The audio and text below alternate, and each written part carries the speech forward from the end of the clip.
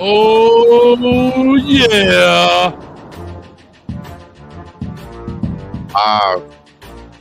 Back with another one. Y'all know what time it is. This is the Prom Debate. Big Dog Chico, Coach Hayes, Big Dog Chico.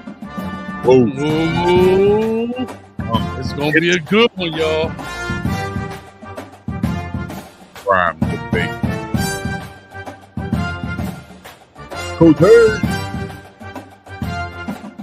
BiggDoggChico. Oh, yeah. It's finna go down, baby. Okay. Right now. Get your popcorn ready. Get you some buffalo wings or whatever you got. A Colorado concoction. Let's get this thing rocking. Here we go. Throw me up in the headphones. Turn me up. Run them lights up one time if you haven't already. It's time. Prime Debate. It's about to go down. Okay. There it is, Chico. We in the building, man. Somebody played Coach Prime theme music off in here, and it's about ready to rock and roll. Man, listen, let me tell you something, man. It's been a bye week. How you been, dog? Man, it's been a bye week for real. Thank God it came on this week because I've been going through some things this week, and I'm like literally finally getting set up. So all my subscribers out there, everybody who's been tuning in to me, been wondering where the content's been, where the new stuff's been. Well, this is the first one for this week. We're back off my bye week, so to speak, and ready to go, man. Locked and loaded. Now you should see a lot more content coming from me, so stay tuned in. We ready to go now, though. Man, the bye weeks be good for the players, but it suck for content creators, boy, to be trying to get stuff.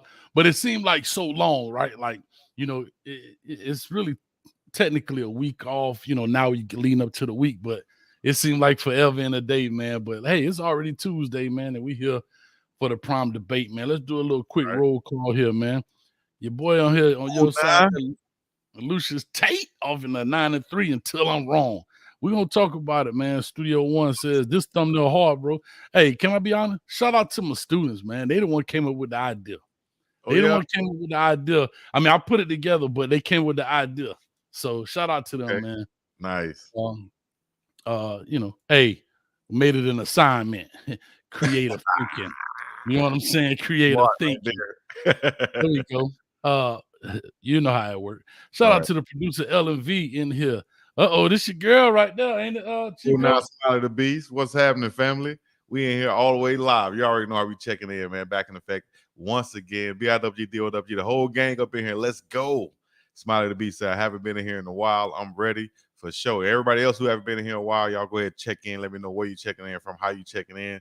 Shout out Coach Hayes and all the Coach Hates. You see the shirt he got on? It says they call him Coach Hates.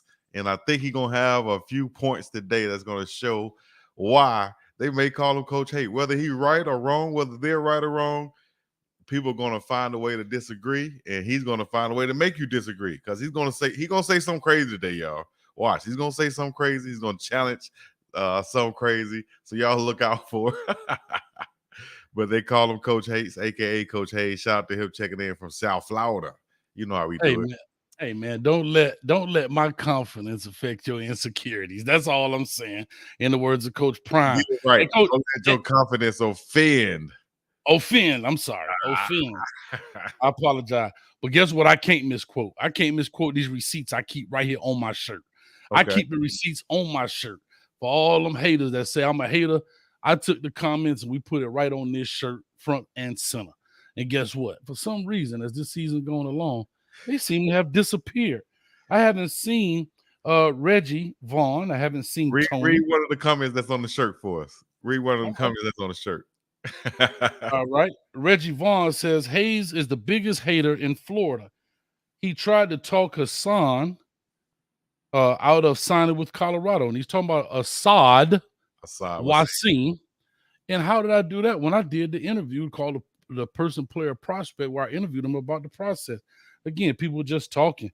Patricia on here at Cheryl C. Look at his body language. He's a hater. Uh, the dude Nope says, with all due respect, Coach, you know I'm talented. I can read this upside down. With all due respect, Coach Hayes, you are a hater. Anthony Steele, Coach Hayes, know how you get that hater tag? And Chris E, one of my favorites. You come off as a hater because on every CU live chat, you have something negative to say about Prime. But when you are talking about Miami live chat, you are all praise with no defensive attitude. Come on now, Chrissy. You must definitely don't watch Canes Talk Live. But anyway, that's how I get down, man. We're just having a lot of fun with it, man. So, quick roll call out to everybody. If you For see sure. people in green, that means they are members. So, if you want to become a member, all you got to do is click the join button on my side, click the join button on Chico's side. You become a member of both or even one. However it goes, it's all good. It's all cool. Sure. Oh, Nana Joe Smo. Shouts out to Annie Rice, Crystal Wise up in here. Palm Tree Cabin. Ellen V, the producer, and Smiley the Beast, and everybody else checking in. The Fulu checking in once again. We live. Duval up in here, Geniality. So y'all got some comments. Go ahead and get them in there. We're going to discuss some bunch of different things. Coach Hayes going to break it down to you right quick as he does. Yeah, man. Shout out to, hey, ain't nobody got a better producer than me, baby. Huh? She whistleblowing out here on me. Coach Hayes got students working like a sweatshop for class credit. Hey, man. Hey. Anyway. Then here's one of my favorites right here. That's my girl right here. Oh, my lady. Coach Hayes, you're not a hater. Hi, everyone. My favorite Tuesday night debate show. Let's go Buffs. Yes, all right, all right, man. We got other members, but we got to roll on because guess what? There we go. There we go, Mike. You know it's Coach Hayes is rough on our Kane gang. Coach Hayes, keep it real. Appreciate it. Anyway, this is a dual broadcast. If you're new to this, it's broadcasting on Chico's side, broadcasting on my side simultaneously. And let's get this thing rocking, man. The title of today's show was Colorado has a tough schedule. How many can they win? We know that the next 3 of the 5 opponents are currently ranked right now. That is UCLA, I think, at 23. You have Utah at number 13. Utah at 13. Oregon, right, you got Utah at 13 and Oregon State at 11. Oregon State, sorry about that. Oregon State at 11. Yep. Now you find, and then Washington and Arizona, which they may not be in rank, but they have played, in my opinion, those 2 teams, Washington State and Arizona, were 2 games that I had counted in my 6-6 as wins for Colorado. And they've played, in my opinion, a lot better than anticipated prior to the season. What's your thoughts on that? I kind of agree with what you said.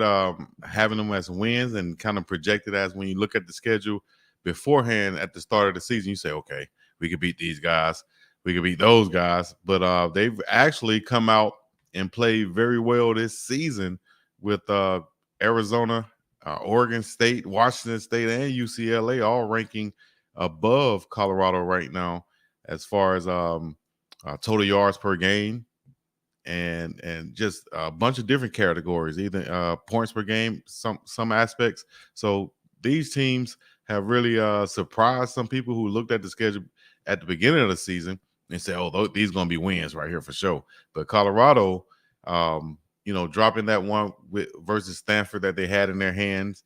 A lot of people counted that as a win, whether it was a 6-6 season that they had or a 12-0 season that whatever it is that they had, they counted that definitely as one of those wins. And then we go up 29 points and then lose after half, kind of one of those disappointing situations. But now you kind of put yourself with your back against the wall, so to speak, to try to get these wins and get yourself bowl eligible versus this back end of the schedule, which is very tough, as we see with these 3 ranked teams out of the 5 left, we'll have to face. So, uphill battle.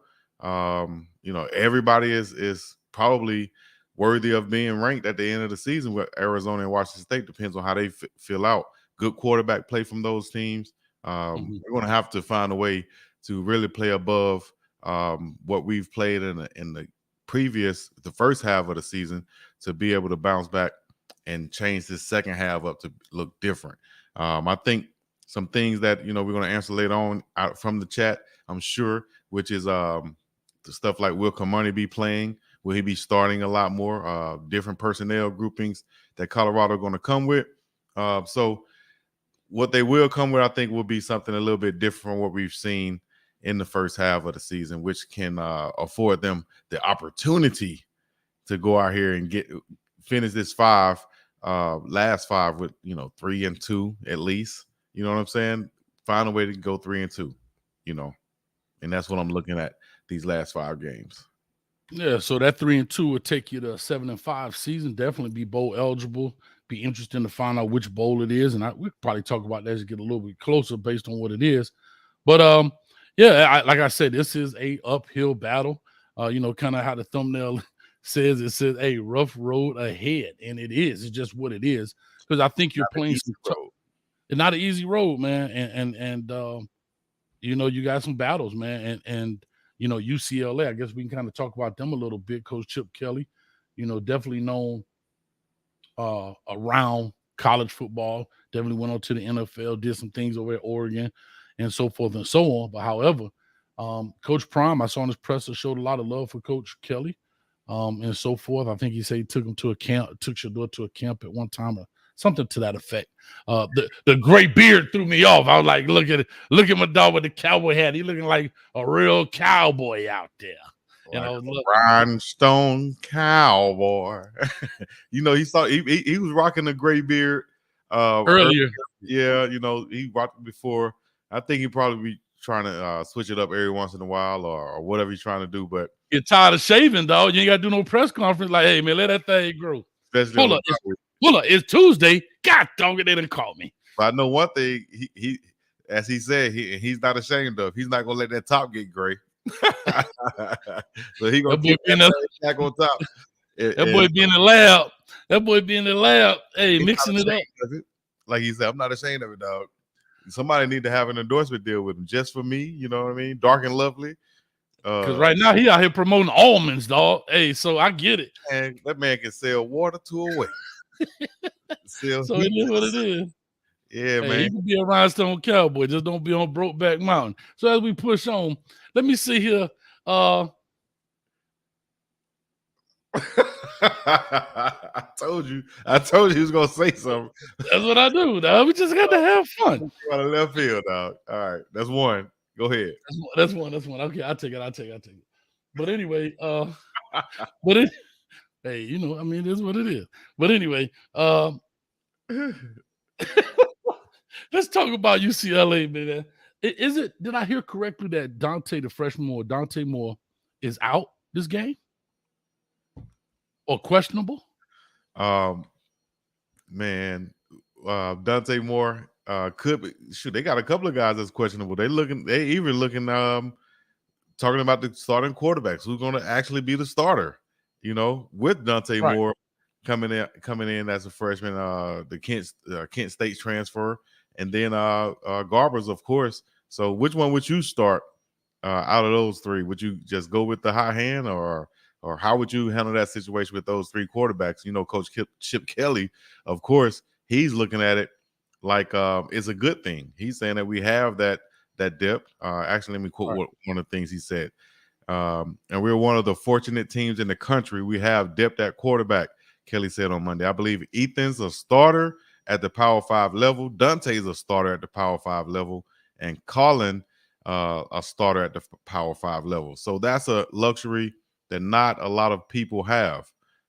So how would you deal with that? Garbers went 20 of 28, passing for 240 yards and 2 touchdowns with 51 yards rushing against Stanford. Where would you go in that situation? Well, according somebody just said up here, okay, Tanisha Barton said, yes, he's hurt at Coach Hayes football, so nobody knows who the starter is. I thought that's what I heard, that Dante Moore was hurt. If he was not hurt, I definitely have to go with him. As I look at it, he's 87 for 168. Of course, freshman woes, but he's, according, to his stats and everything else, he is the man right now. Now, if he's hurt, I will, of course, go with Garbers. I have to be honest. I don't know much about UCLA. I'm not diving deep into their stuff, But as I look at the stuff here, no one else has. You got Shealy and Griffin are the other quarterbacks that has some stats, and they are basically mop up time right now. They have 3 completions for 7 attempts and 1 for 1. So if it's not more, it's got to be Garbers. So I would definitely go with Garbers unless Dante Moore is cleared to play. And sometimes you play a guy to start it off. Can he fight through it? Can he get through the pain? Depending on what his injury is. If he can't, then pull the plug and bring in the fresh dude. But if he can't go, hey, you got to go with Garbage, man. But I think their running game is really where they're going to kind of lean on a little bit and play some defense and Steele, because Steele has been running the ball pretty hard as well as Harden. So I definitely see there. And again, that's a thing when it comes to the running game for Colorado defense. They got to get kind of stout. And I thought they made a great move. And this is going to lead me into something else. They made a great move with Trevor Woods, bringing him down into the box. Smart guy, cerebral player, as Coach Prime says he is. And you can tell he is, right? May not have all of the foot speed that you need to play on the back end. But he definitely, if you play kind of more in that confined box, he definitely can go ahead and be a contributor. And that brings me to the point of a Juju Mitchell. Juju Mitchell comes in, was that 3 or 4 different teams, transfers in relatively late to Colorado. Was okay. Let me go back and rephrase this for maybe people that don't know. Started at Texas, went to Tennessee. Tennessee leaves Tennessee, goes to Arizona State, leaves Arizona State, and comes to Colorado maybe 2 weeks prior to the season, maybe 3 weeks prior to the season. Doesn't play the first game, plays outstanding against Nebraska, and had some good games, and then had really been missing the action ever since. Coach Prime alluded to the fact that he has to take care of some things in last week's or the week before press conference. And then again, they just asked him today about him, and he said he got to fix some stuff off the field. I got 2 questions here, Chico, about Juju Mitchell. And the old quote is, and I may jack this up because I'm on the cane juice. I even got an orange cup because we pulled up that great double overtime victory. The cane juice biting. But I do want to ask this question.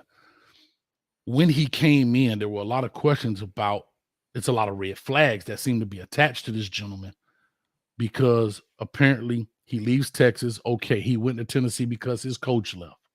And he played well with the leading tackler at Texas. Goes to Tennessee. I think the 6th leading tackler or something like that. But a major contributor at Tennessee. Leaves there and goes to Arizona State. And from what I'm understanding, gets kicked off of Arizona State. And then now he's here. And so these alarm bells start going off, and it seems to be a repeat. So as the saying goes, history kind of predicts the future. What are your thoughts on this situation? Just speaking on Juju. Just Juju Mitchell. Okay, just speaking on Juwan, with in Coach Prime, they're saying that he kind of sidestepped some questions about Juwan last week, and he's saying that he has some things to handle himself as far as issues off the field. That could be academics, that could be personal issues at home, that can be mental. That could be a bunch of different things. I can't really speculate right now and just guess, because there's so many things. It could be a multitude of things, as Coach Prime says.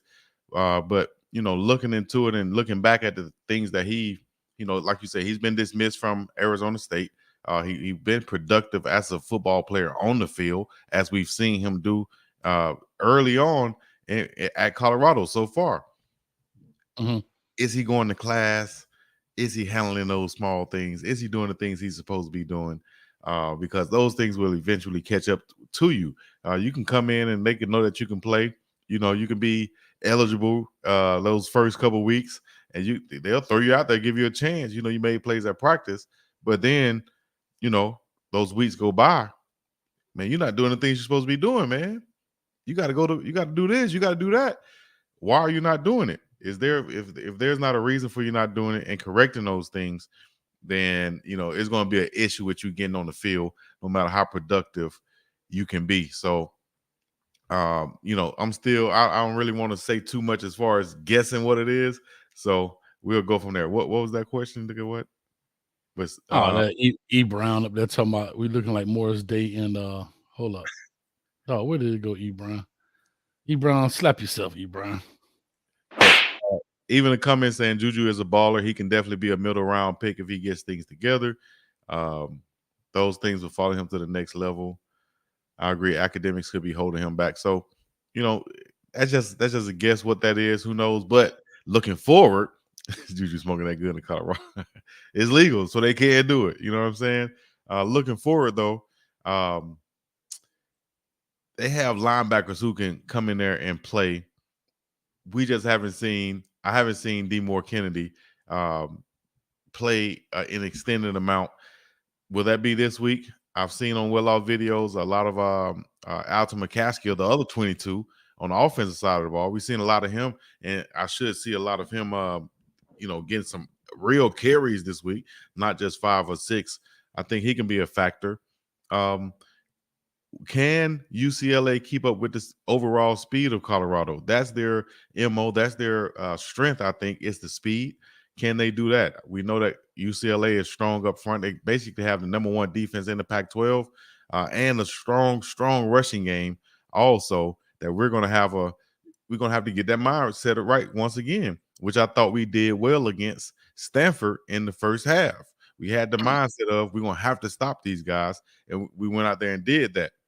Can we reset that and step up and do that versus UCLA and win some game, win some at least some series in the trenches to give our guys some chances on the back end? We'll see.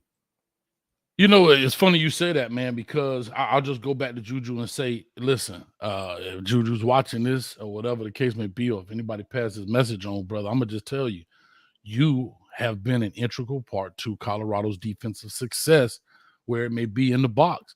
And right now, if you went to Colorado and you thought Coach Prime was bluffing, one thing I will say about Coach Prime, he told you we ain't going to have it. And one of his last things is with character. Now, again, that with character is an umbrella term for all of those things off the field, right? Character is when people are not looking. Everybody's looking when you're on the gridiron between the white lines. That's when people are looking. Off the field, ain't nobody watching that. And so if you're not going to class, if you're on that good ooh-wee, if you whatever you may be doing, right? Because it's all speculation, nobody truly knows, stop it. Because it's hurting your production, it's hurting your dream, and it's hurting your success, yours. And then subsequently, it's hurting the team's success. And I don't think that man smoked for real. Looking at that man, I don't think he's smoking. And I don't know. I just said that because I don't know. You know what I mean? Maybe he may not hit it, but he get in the car and let everybody else hit it and take deep breaths. I don't know.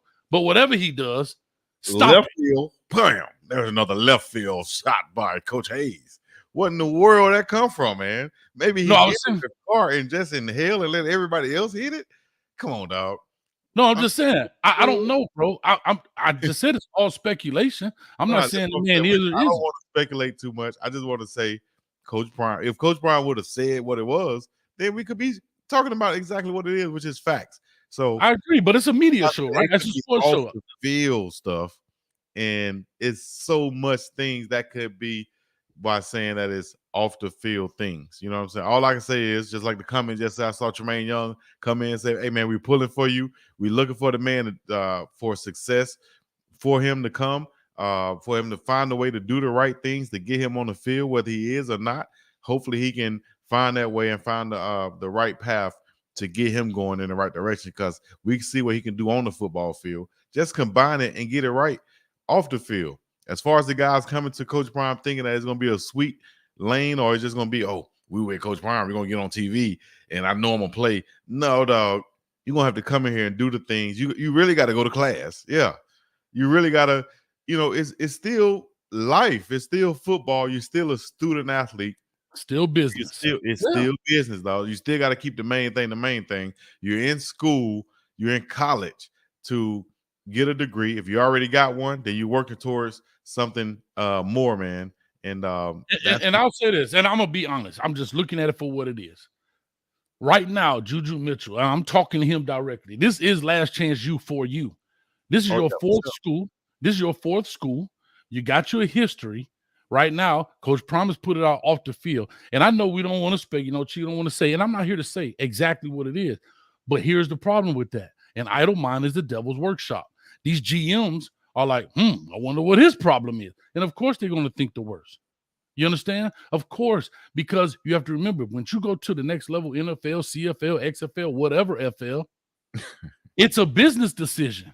Right. And these people are investing dollars into you. So you have to understand, would you invest all your money into a three-legged horse for the Kentucky Derby? Hell no. I wouldn't, right? I just wouldn't. So it's the same concept. It's the same exact thing. And I try to get our players, and when I was coaching this thing, I was trying to get them to understand, think about this. You got literally 5 weeks. The bye week is over. You have 5 weeks, a month and a week. Let's say 6 weeks or whatever. You go to a bowl game, whatever the case may be. But literally, you have 5 weeks to do the right thing. Whatever that is you're doing wrong, do it right and call it a day. So, yeah, we could definitely push on to, UCLA, as you were bringing up.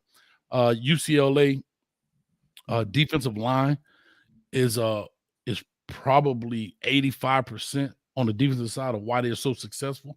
They currently have racked up 24 sacks this season and still have 5 games to go.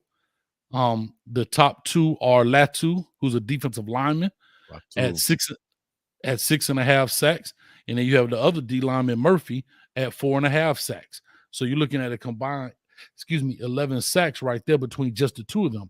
Then you have the linebacker following up with 4 sacks. Masao, if I'm saying his name correctly, I apologize if I said it wrong. And Madrano, the other linebacker, with 2 sacks, and Murphy, the other. I'm sorry, they got 2 Murphys up here. Yeah, Grayson and Gabriel. Oh, the twins. Okay, they're twins. Yeah. I want to say jack me up, but he has 2 sacks. So, I mean, they have a plethora of sacks, in the words of Coach Prime. So they have a lot going on. And the funny thing about it, majority of that is D-line, right? And we know there's been some struggles with Colorado's O-line. How does Colorado try to slow down this train, I guess is the right way to say it? Hey, it's going back to watch film. You gotta watch film. Yeah, of course you gotta watch film. Here we go. Of course you gotta watch film. I'm just saying what you said. Listen, man. Listen. The game plan is this. The game plan is this, man, as it should have been each and every week, and that is to go to the strength of this offense. And that's versus any team. Can they win a shootout versus this Colorado offense? All right. Now, how can we get into a shootout situation? How can we slow down this defensive line? The same thing we've been telling you guys. We got misdirection runs, handoffs, fakes, gives, and we got quick throws attacking those seams, linebackers, safeties, and so on, making those guys be the speed of the defense. We're going to get our run game going because we got Alton McCaskill in the backfield now. He can run. He can take those licks. He can give some licks to some of these linebackers now. We got to get him going. Screen passes. We can't get oversaturated with screens, though. But screen passes, we saw that be successful in some ways against them. Make those big fellas get out there, turn and run, and not just pin their ears back and get after Shedeur Sanders. Because if that's the case, they're going to put pressure on him. They're going to get some hits on him, and they're going to be getting some sacks on him. We got to avoid those things by forget the 7-step drops or get the 5-step drops if we can. 3 steps to get the ball out. RPOs right now. Let's hit them right now real quick. That was the thing that Colorado really practiced on. We saw them doing in the spring and in the summer was bam, bam, ball is out. Shedeur get the ball, it's coming out. That's how we can negate that defensive rush. Yeah, I mean, like I said, they coming, boy. Like the defense, I'm just saying the defensive line, these guys are definitely coming at this deal because I'm looking at these dudes and that front box. Can the back end hold up though? Versus they got great pass defense, but I think it's predicated because of the defensive line, the pressure that the defensive line gets. Those big fellas up front, yeah. So that pressure right there with the big run stoppers, even they're stopping a run and putting teams in long pass situations. we have to be conscious of that. We've had, like Coach Prime said now, and I think, he's probably even shouldn't have said things like this, but he said we've had 2 weeks to prepare for him. We should be ready. We should be doing this. I think that puts kind of like the team in a situation where if they come out there and struggle, now people can use that against them and say, hey, coach, y'all had 2 weeks to prepare. Well, why are you not doing this? Why are you not doing that? And I'm sure he's not expecting them to come out and struggle. I think they're looking to come out and pick up off that first half they had. You feel what I'm saying? And go from there. Forget that second half versus Stanford. Let's look at the first half. Look at what we did there that was good, and let's pick up on that and go from there. Well, here's what I'll say about Coach Prime. This is where I think I know the Colorado people Cold ain't gonna like this, but this is what me and Coach Prime are very similar. We say what we truly think. We're not here to politicize our speeches. We like that. I'm being honest. Coach Prime said we have 2 weeks to prepare, and we should be prepared. Yeah. So my thing is right, which is true. So that's where I kind of disagree. Like, what do you mean he shouldn't have said it? I like the fact. No, I didn't say he shouldn't have. I don't think I said he shouldn't have said. I'm saying that he said it, but you know what? You said yeah. I don't think he shouldn't have said that. Yeah. I'm saying in the context of he may not should have said it in the way of the media is going to have that to hold on to and say, if they come out there and struggle, if they come out there and have a bad game, they're going to, because they're always looking to say something and hold on to something. So with him saying that and they come out there and struggle or something, oh, well, Coach Prime, like I said, you had 2 weeks. Like you said, you had 2 weeks. Why y'all not doing this? Why you not Coach doing Prime told y'all. And Coach Prime clearly said, what part about me makes me think I care about? I don't think he cares what they say, nor do they print. And I get where you're coming from. At the end of the day, no, he don't. He doesn't. So therefore, they should be prepared in that sense. Now, I think they will be prepared schematically. I think they will be prepared. But one thing about this game of football that we all know, you can have the greatest plan in the world, but back to quote my man Mike Tyson, everybody got a plan until they get punched in the mouth. And that goes both ways. UCLA, Colorado, UCLA. I'm just simply saying that prepare is I believe they will be prepared so far as scheme, philosophy, how they plan on attacking this team, and so forth and so on. Now, the execution may be the issue. The physicality may be an issue, but being prepared and knowing what to do. And like you said, they had the time to say, all right, look, we got this team here. We know what they like to do. We can sit down and blah, blah, blah, and so forth and so on. So I agree. I agree wholeheartedly with what Coach Prime said and how he said it, because he's also telling his team, look, dog, there's no excuses. Put your back foot down, dog. Put your back foot down. Gotta keep that back foot down, dog. Shouts out to Lou Young. Yeah. So shout, and I saw you said Lou Young did his impression. Man, that little impression he did when he had his fingers, because a lot of people don't look at his hand. I'll be wondering how in the world did he catch football, because the way his fingers, that's amazing. I realize, man, most pro players who play any football player who played multiple years, you're gonna have some type of jacked up fingers. Though I've seen Brian Baldy on there with doing his stuff with his fingers pointing out that way. Everybody got messed up fingers. I got a messed up finger, and I definitely didn't play as long as Coach Prime. You know what I'm saying? So yeah, they all be jacked up. Listen, man, but it's just funny that those impressions are out there. And speaking of impressions, man, real quick, I know this off topic, but the dude that does Denzel Washington, kind of dude with the dreads, I don't know his name. I can't think of his name. Mm-hmm. But boy, if he ain't got Denzel down pat, dog, he beat all of them. He beat all of those cats. The dude that was on Saturday Night Live.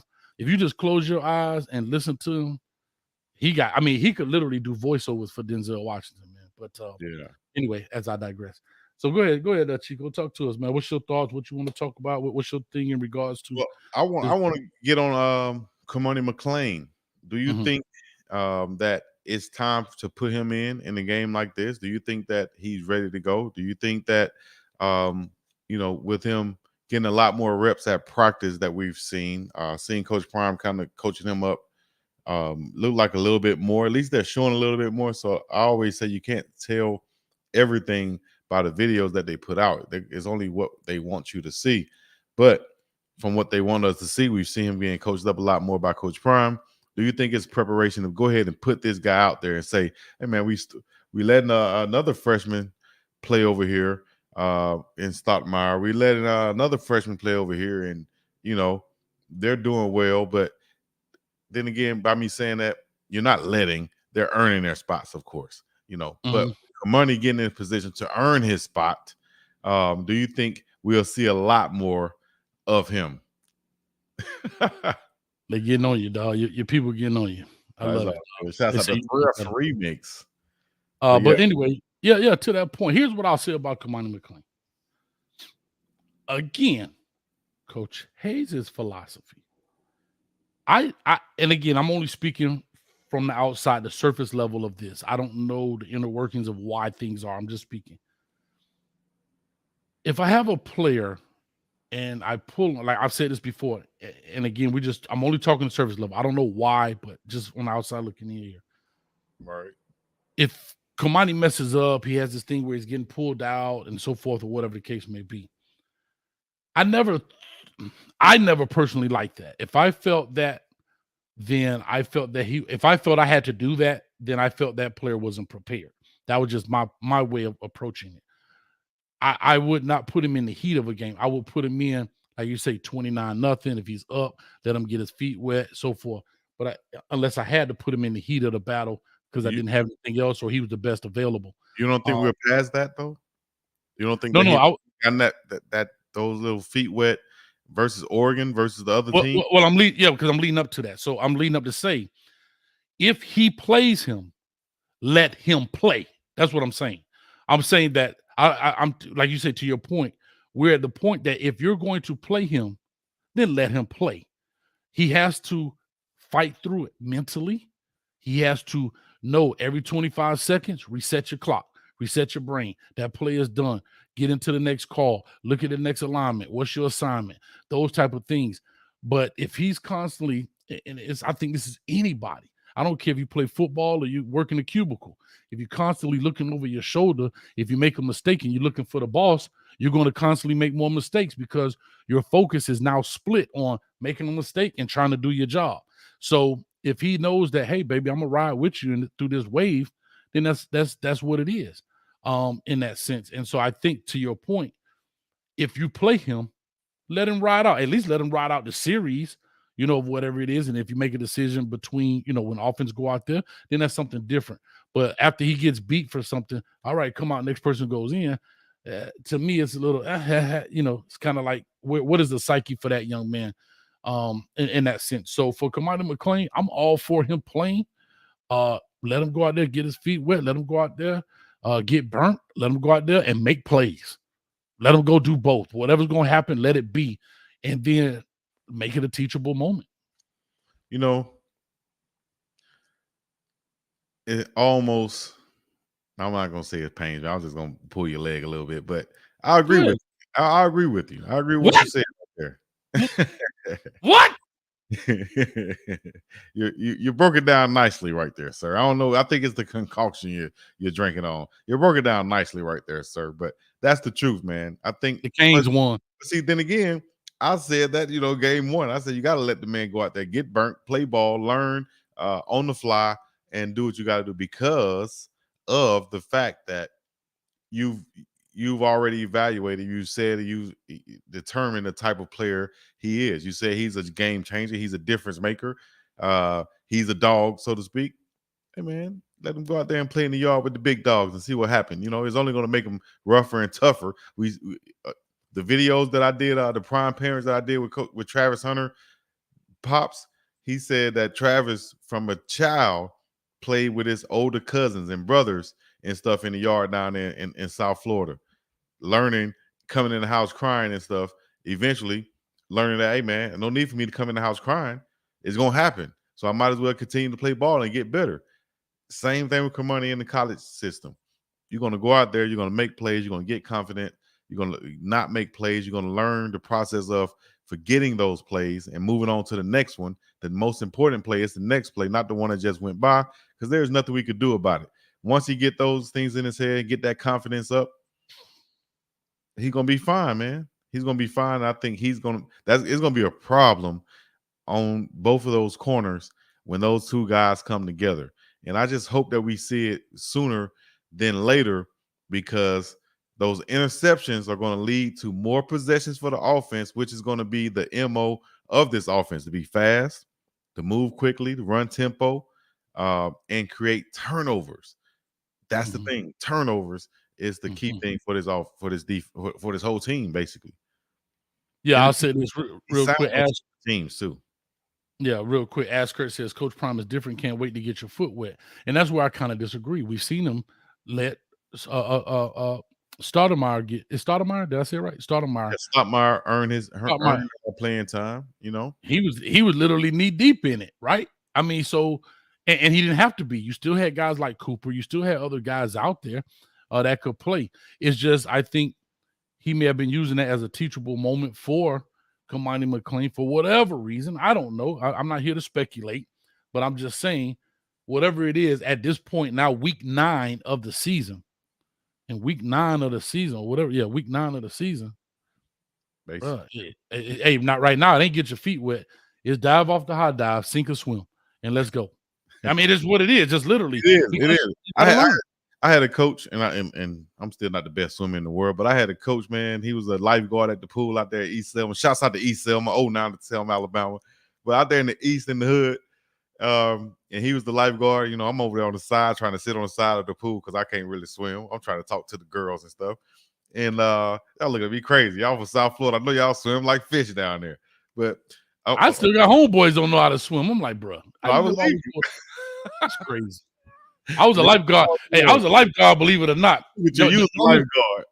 I was a lifeguard. Listen, hey man, blowing the whistle. I bet you was messing with everybody, wasn't it? I had a 6-pack and everything underneath this keg. I had a 6-pack. Yeah, the 6-pack that you drank while you was watching folks. No, I got a 6-pack now. It's just underneath the keg. That's all. You just got to understand. Like 6-pack of that Juvie juice. Shouts out to Juvie. I don't know where I was going with the story. Where was I going with this story, man? Anyway, that your coach probably threw you in the water and said sink or swim. Yeah, coach said, Chico, man, come down here and get on the diving board, man. I really wanted to dive too, man. But I was like, Coach, listen, I'm gonna dive, but I want you to jump in to save me. And Coach was one of those serious coaches too, man. He had a 6-pack, old man, probably 50 years old at the time. We had a 6-pack, strong, former football player. He said, go ahead, jump in. I got you. All right, Coach, if I jump in, you're going to save me, right? Go ahead, jump in. I got you, man. I jumped in that water, man. It was like, as soon as I touched the water, I knew he was lying to me. So I jumped in and went straight to the side. He said, hey, man, you got to learn how to swim somehow. And that's the best way, is to just jump up in that thing and do it and see what happens. So yes, sir. Coach Hazelhoff. I'm finna make me a shirt tomorrow. Y'all stop it right now. Coach Kev, I'm finna put a shirt on right now. I might take my shirt off. No, I'll just play. YouTuber ban. Hey, boy, YouTuber banners, dog. They be like nudity. But anyway, listen, man. But I'm gonna tell you something about that story, though. That's awesome. You had trust in your coach. Even though you had fear, you trusted in what he was gonna say.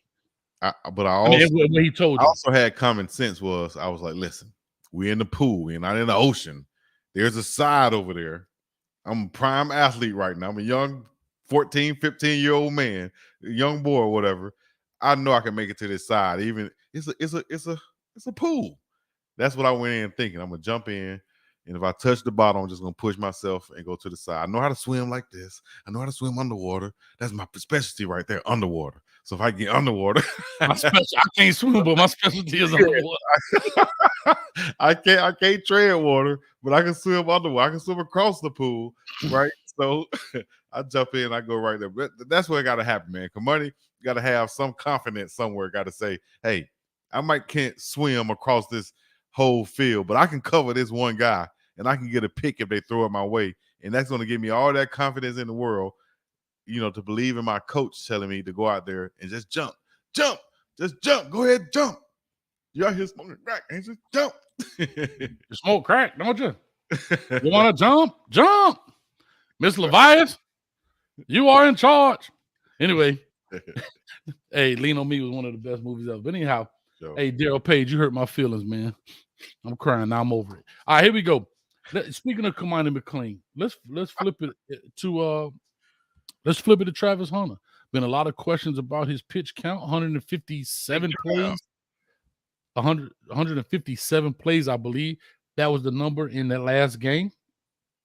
Do you still think he's a full-time two-way player? Meaning, because he pretty much, I think he took all reps offense, all reps defense. Maybe it was out, a handful of plays, but nothing significant where you could really call him out. Do you think that he is still that full-time two-way dude?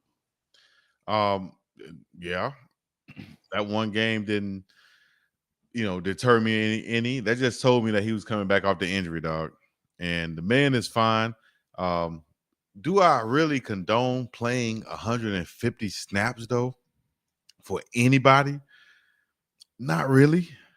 If anybody, it would be Travis. But overall, no, I wouldn't say he should be playing that many snaps if you can manage it. I know he wants to, but you got to say, hey, Trav, this first down, you just came off offense. This first down on defense, they're probably going to run right here. Get you some more water. Take you a snap off. Get you a break right here. Save the hit. We're going to put in. This is a good situation for Stockmeyer, who's a big physical corner, and Cooper to be out there on these first down situations. You could treat it damn near like you do a defensive line rotation. You got run stoppers that go in, then you got pass rushers that go in. That's what I say, and that's what could keep that pitch count down for Travis Hunter. Man, I had to check the moon tonight, dog. Boy, I thought it's a full moon tonight. What that mean? You trying to go get you some or something? What that mean? Nah, dog. You saying you don't agree with the full? Boy, I'm trying to check. I gotta check the temperature in the room up in this joint. Because when you said 150, do I condone it? I'm like, hold up, Chico. Is this Chico, Big Dog Chico I'm talking to? I'm saying the same thing I usually say. I'm speaking what I feel, what I think. Simple as that. If I feel it, I'm gonna say it. If I don't, I don't. That's simple as that. Okay. It's just a lot of times y'all seem to realize that, dang, that aligns with everything Coach Prime said. He must be a Coach Prime rider. He trying to keep a sideline pass that he ain't even going to the game to need one. What you know what I'm saying? So call it what you want to call it. But like Coach Prime said, am I worried about what y'all are really thinking? You know what I'm saying? When you're saying it like that, dog. No. Yeah, I just say, yeah, but I will say this. I will say this. I thought I had to be very honest about this. When he took that hit against Stanford, that the crushing blow in the end zone, caught the ball, golly, they can't hold on to that ball, taking that shot. And you can see he visibly was kind of shaking a little bit, whether it was due to the previous injury or just the jarring hit within itself. Right. I'm thinking to myself like, but again, I'm not on the sideline. I'm not a medical doctor, whatever the case may be. But I was just thinking to myself, like, as you say, oh boy, you know what I mean? It was gonna get tough, man. Because you see players take those hits and they're competitors. They want to win. They are willing to sacrifice through all of that pain and hurt. And somebody, it's like a boxer. Sometimes somebody else has to save them from themselves. You know what I mean?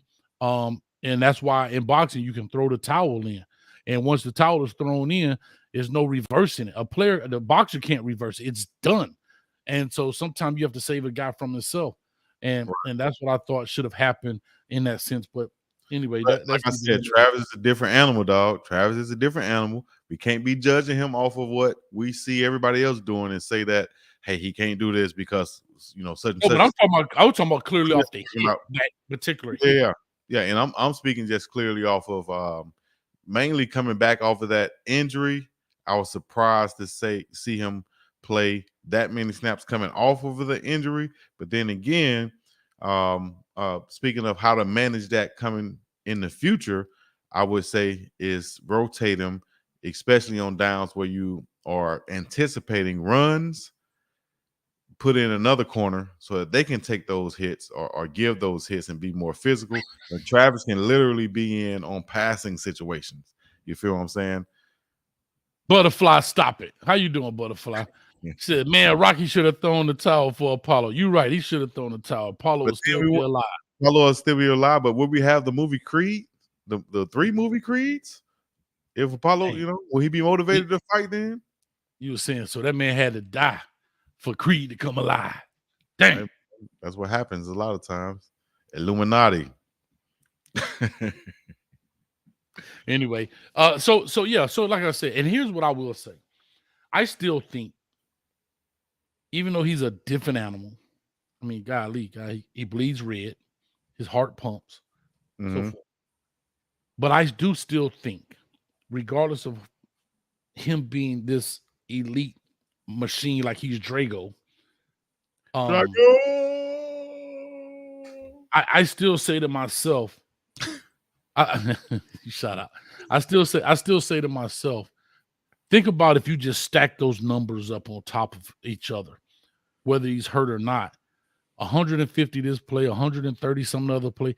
He is literally not doubling, but he's tripling per game, because unless you're a quarterback, you don't even play all 60, 65, 70, 80 snaps per game as a starting running back. Maybe the O-line, but their impact is a lot different. It's short bursts here. But even they get some rotation out. I don't think he ever was rotated out. Like I say, maybe 5 plays on offense, maybe 5. That's all I'm saying. Just I think that could be managed a little bit more to have him on that coach's recommended pitch count, so to speak, rotation type, so to speak, and that puts guys in the situation to be the best at what they do.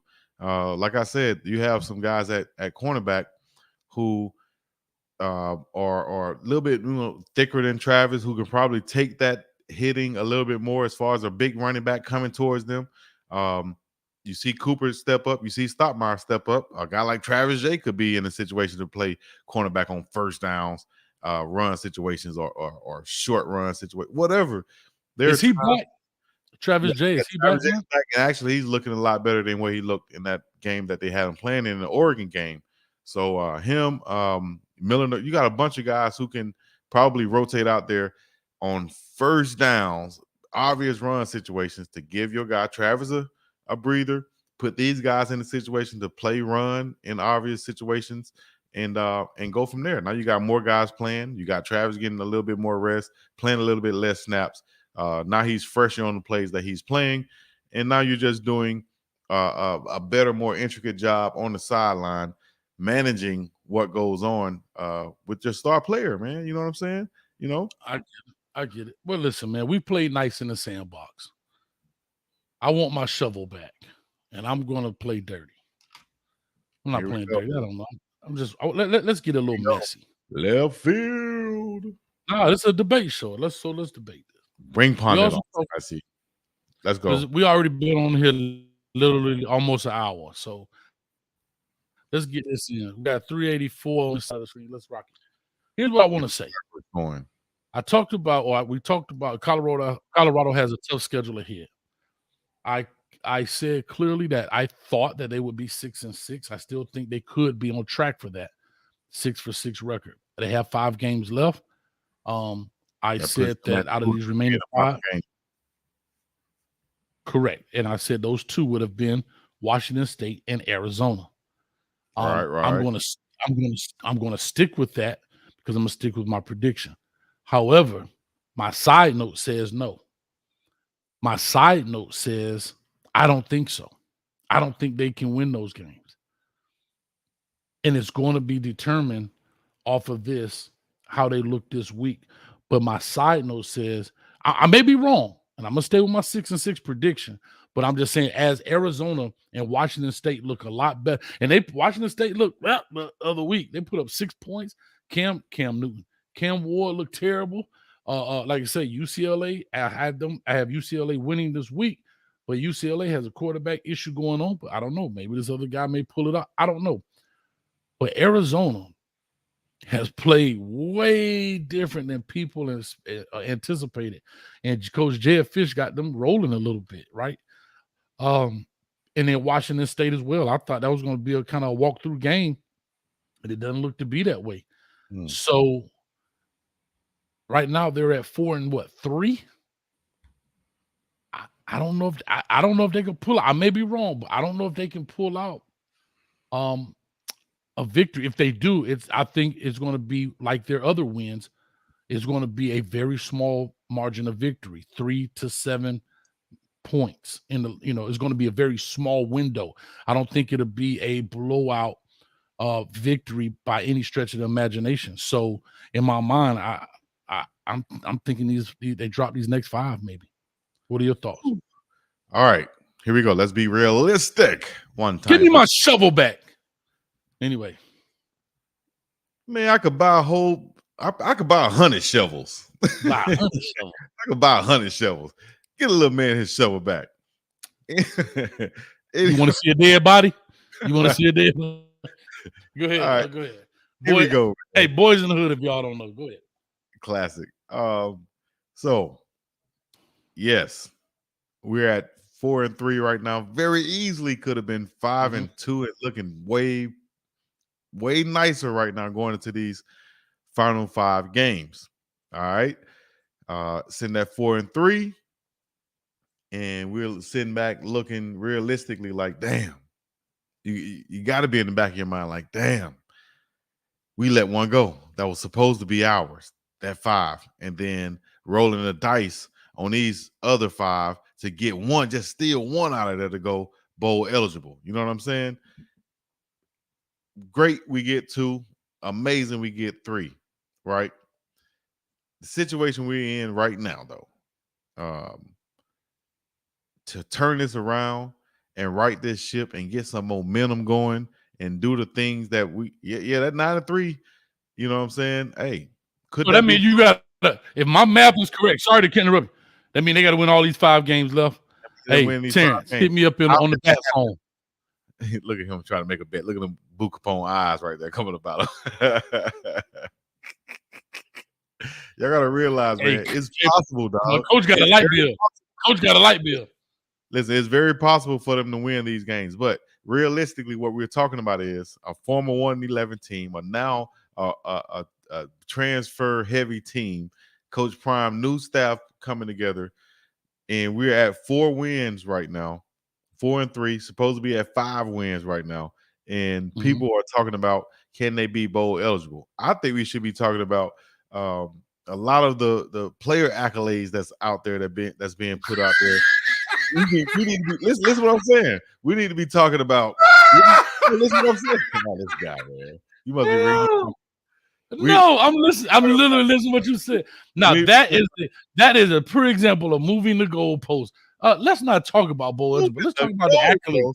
No, listen what I'm saying. We need to be talking about. We need to be praising some of these player accolades. We need to be talking about possible coach of the year coming up for Coach Prime, because what we're talking about here is, can they win out from being a 1-11 team? We shouldn't be talking about this at this point in the season. Can I stop you right there, Chico? No. I'm not going to allow Chico. I am not going to allow you to call them a 1-11 team, because when I said they were 1-11, you know what you said? This ain't the same team from last year. That's what everybody said from the Colorado Colt. This ain't the same team. So again, hold on. So again, how can we now use that argument to try and smoothen this rough road? Oh, well, I mean, they were a 1-11 team, and now look at what they've done. They've made accomplishments. But prior to the season, when we would say, hey, look, this is a 1-11 team, they got to turn this thing around. They're not even the same team. They got ballers. They got players. They got this. And now, when the rubber hit the road, I mean, look, guys, well, we got a 1-11 team. Are you done? And no, I'm not talking about you. I am talking about you, but I'm also talking about, no, not yet. I'm almost done. But I'll let you know. These are the things I'm saying. Now, that's the goalpost going from here to here. Because you want to talk about player accolades. Even Coach Prime said they're giving accolades to players, the top transfer player. He even said out of his mouth, they're making up stuff. He even said, this is why I love Coach Prime. Me and him are the same. Y'all just don't see it. He also announced them too. So he announced it for a reason. And he laughed at it when he announced it because you know what? He doesn't type He that stuff, announced it for Chico. a reason, like he Chico, always do Chico, before each presser. Chico. He announced these guys, whether it's academic awards, Yes, preseason awards. He announces yes. all these things, which are And when he read that, noteworthy. hold Yeah, on, yes, even when I saw that transfer All American, it caught him off guard yeah, because can I tell you this? Hold on. Can I tell you this? You know he doesn't type that stuff. He probably got Sam or whoever these people are, and they all put it that up stuff there and is say, presented for him once he gets to the table. Yeah, you know what I mean? okay. So as he's reading, like he typically does, all right, man, our academic guy is yada yada yada, da da da. He read such and such a transfer report. He's like, man, y'all just making up stuff now. Like it caught him off guard. Like, if we want instead of talking going 6-6, we want to talk about this. No, sir. No, sir. Okay, so I'm done. back to UCLA first of all, and get into these next 5 games. What can we do? How can we change the mindset? Because we could have easily been, like I said, 5-2, coming into this stuff still hype and saying, "Hey, we're coming in with the momentum. We're gonna find a way to win." All right, you got to reset. You got to take your team back to the first half and say, "Listen, man, we're gonna forget about the second half. We're gonna concentrate on the first half," which we did what we wanted to do. However we did that, how we channeled that, we need to find a way to do that again and come out this second half and do this. They said we couldn't stop Stanford's run game. They said Stanford was too big, too strong for us, and we found a way to do what we did in that first half. Now we just got to put it together for a full ball game. Can UCLA be beat? Can we out game plan them? Can we really be? Yes, we Yeah, can. you can. You can. Yeah. The Also, question is, do you believe that? Do you believe that gotta they will believe beat it first of UCLA? all. Yeah, you got to believe it first of all. And going into the Rose Bowl, a sold out crowd. We've been playing in front of sold out crowds all year. They don't. They haven't. Have they played in front of a sellout crowd? So it's going to be new for them. They're like, damn, Colorado bringing it to us. You know, they're going to be hyped. They're going to be ready to go to. But the right game plan, dog. Not just being straight vanilla, but the right game plan on offense, turnovers on defense, letting those dogs loose, simplifying things, having the right attitude to stop the run, creating those turnovers once again is a way the game can be won, dog. That's all I'm saying. And it can be proven also this weekend. All right. Can I say this? First of all, I got to get this dono. I know I just said I want to get this dono. That's why I want to get it because it's been up here for a while. Oh, Shad, yes. thank you for the dono, $4.99. At this point, Travis is halfway through his sophomore year and has had injuries both years. Is it time to pick a side and let him fully develop? He Chico, came from high school with the injury, all right, at Jackson State. He came from high school with the injury, which Coach Prime let him nurse up until he got right. Okay, he played the second half of the season at Jackson State. Came here, unfortunate injury with the guy hitting him late. Come on, dog. That's kind of like apples and oranges, not comparable. And so, I don't think that, for one, the man is doing something nobody else in college football is doing. So, his draft stock is still up there. If we had the draft today, he'll go top 10. He'll go top 10 for sure. Travis Hunter. In my book, he'll go top 5. But because of politics and stuff, well, we're gonna take Caleb, somebody else, this guy, and this guy played at this team, and the big offensive lineman tight end here. Then we'll take Travis. That's how I look at it. He top 10 right now if he come out. Next year, he do the same thing, playing that average 100 snaps, just right around there. 100 snaps per game would be good for him. He going top 3 in the draft. Him and Shedeur should be going back to back in the draft 2025 if Coach Prime allows Shedeur to come out. But 2025, Shedeur Sanders, Travis Hunter should go back to back in the draft. Straight up. And some teams should be stockpiling right now to get a high pick back to back in the draft. Atlanta. Yeah, I'll say this. I mean, that's fine. I'm cool with that. I don't have an issue. I will say this real quick. Living Life Married. We are not a cult. Coach Hayes, listen. Said we rock with you, Coach Hayes. That's what Living Life Married said. We rock with you, Coach Hayes. No, I rock with y'all. But for those that are, when I say cult, when I say Colt, I'm talking about those. we I just want to make sure because she may be new, or they may be new. It's two people. They live in life married. They may be new. I just want to say those those are the ones where you could say nothing. You could not ask any questions. And now, guess what? The same questions I posed where you could say nothing. People got mad at me because I called him Deion Sanders, dog. That's cult mentality. I'm sorry. It's like I forgot he's Coach Prime. Like when he came to Coach Prime, I said, yeah, Deion Sanders. He's not Deion Sanders. He's Coach Prime. You have to respect. Like, show me what's up. That's cult mentality. So if you're not part of the cult, living life married, then you're not in the cult. But those cult members know who they are. They hide in plain sight. I told you we finna get messy. All right, let's talk now. I think that I don't know if Travis Hunter, you saying if he comes out right now, he'll be in the top 10? Yeah. For sure. Oh, now Big LT. Oh, now Tariq. As a what?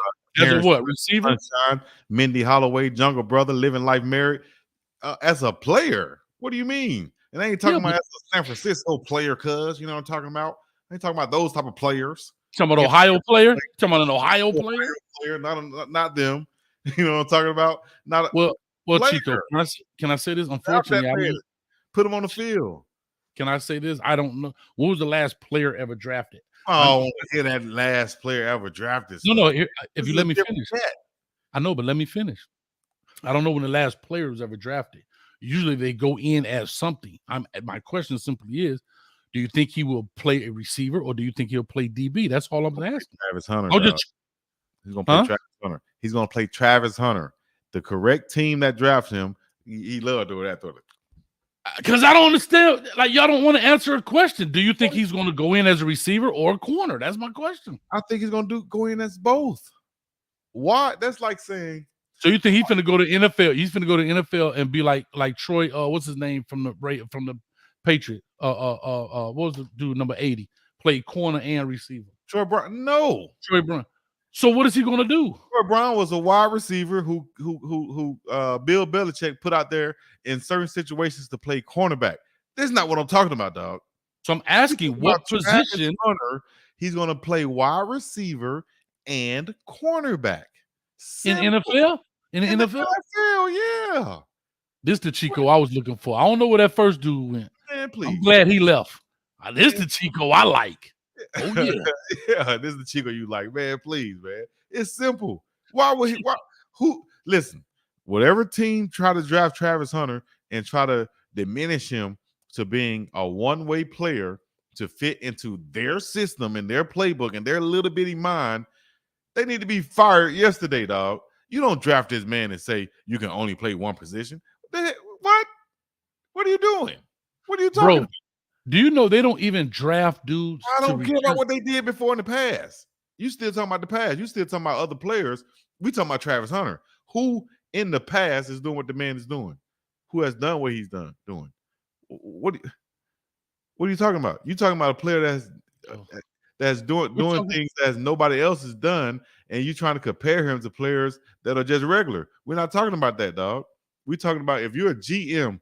If you're a GM of a team of NFL, you got number 3 pick, right? Caleb Williams or a top quarterback just went 1. Another quarterback just went 2. You got the number 3 pick, and you're contemplating Travis Hunter. What's your holdup? Because he plays both positions, and you don't know which one you're gonna pick him at. What's your holdup to not draft him at number 3, or do you look over him? What are you gonna do? Well, it depends on what I need. I'll be very honest. I think Travis Hunter. Let's say whether you need a wide receiver and a cornerback or not. If it's glaring holes or not, Travis Hunter is sitting right there. What do you do? Okay, I'll say this. If I'm a GM right now and I've looked at Travis Hunter's play right now, I think he's way better wide receiver than he is cornerback. That's just my personal opinion. I think he's more dynamic with the ball in his hand. Can he play corner? Most definitely. But I think he's more dynamic as a wide receiver because I do think he comes out with a lot of foot speed on the cornerback side of this deal. And we seen some dudes with some wheels. And so I think Travis Hunter plays faster as a wide receiver than he does as a cornerback. I would draft him as a wide receiver. Most definitely, I would draft him as a wide receiver. I don't know if I would draft him as a two-way player. First of all, one, financially, it doesn't make sense. Why would I draft this one guy, right? Because back to that point, we're going to draft this one guy when I can get two. Even in the NFL, you don't see them drafting their star play. Hold on. Their star kick returners in the NFL primarily are not even their specialty. They're not the kick returners. They're the wide receiver. Like, you understand? So you're making a point. You just said, why would I draft one guy who can play two positions when I can get two? That's the whole point of doing business in the NFL. I can see if you would have said, I'm not going to draft a guy that's going to be obviously playing two positions. Now I got to pay him for two, and now I got to pay him more.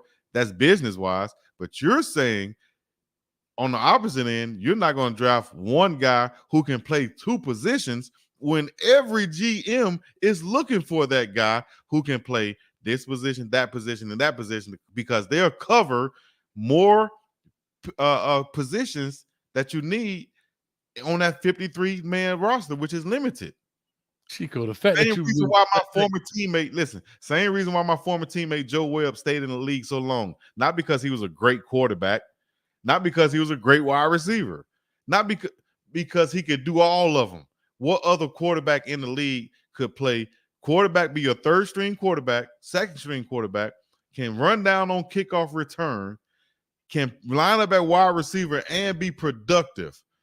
You don't have those guys out there. So he can Jim Simpson from the Miami Dolphins, number 11. And he's on a roster. He was on a roster for the longest, probably, more than likely, because he can do all those things. Look at Slater, number 18, the special teams guy for the Patriots. He's out there. He haven't made a play on offense in who God knows when, but he's a great leader. He's a great special teams player, and he can fill in multiple different positions. That's what every GM is looking for in the NFL, a guy who can take up multiple spots. Whether it's a tight end who can play slot, tight, and fullback, that guy is more valuable. Can I ask you a question? Can I ask a legitimate question? And I know I'm going to take some heat. Come on, now. Do you really think Travis Hunter is the only dude that can play both ways in college football? No, but he's the only one doing it. Yeah, but you know why? No, I'll tell you the reason why. Because coaches are not doing what Coach Prime doing and not understanding what Coach Prime is doing, and has that level of saying, I've done it and I know what you're going through. That's why most players, I was one of them, play on both sides of the ball. No, I wasn't Travis Hunter, but most players come out and play on both sides of the ball. And then when they go to college, they're often forced to pick one side of the ball and stay there for whatever reason, whether it's the coach saying it, suggesting it, whether it's learning to play, whatever it is. Most coaches are going to say, you got to play one side of the ball, man. You got to play one side. You got to pick a ball.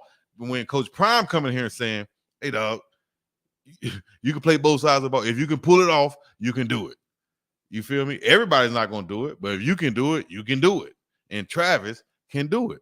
And anybody with two sets of eyes, especially as big as Boo Capone's is, and the one that you be displaying over there, you should be able to see that this man is a two-way player. You could draft him as a wide receiver, but you'll be crazy not to line him up at DB also. But Chico, most of these Power 5 players, believe this or not, I would probably say 80% of these dudes, especially at the skill position, were two-way players in high school, right? I know. They never came off the football field. After all those breakdowns that I do, I watch a dude go in as a wide receiver, and 80% of his plays, he's at cornerback. Fine. And then when they go to college, there's a reason, bro. There's also a reason they don't do it. One, there's a lot of wear and tear on the body, right? That's first of all. I'm just going to call this what this is. One, there's a lot of wear and tear on the body at this level of football. You look at cats who ain't never did it, who don't understand. That's what it is, dog. They do understand. There's a reason.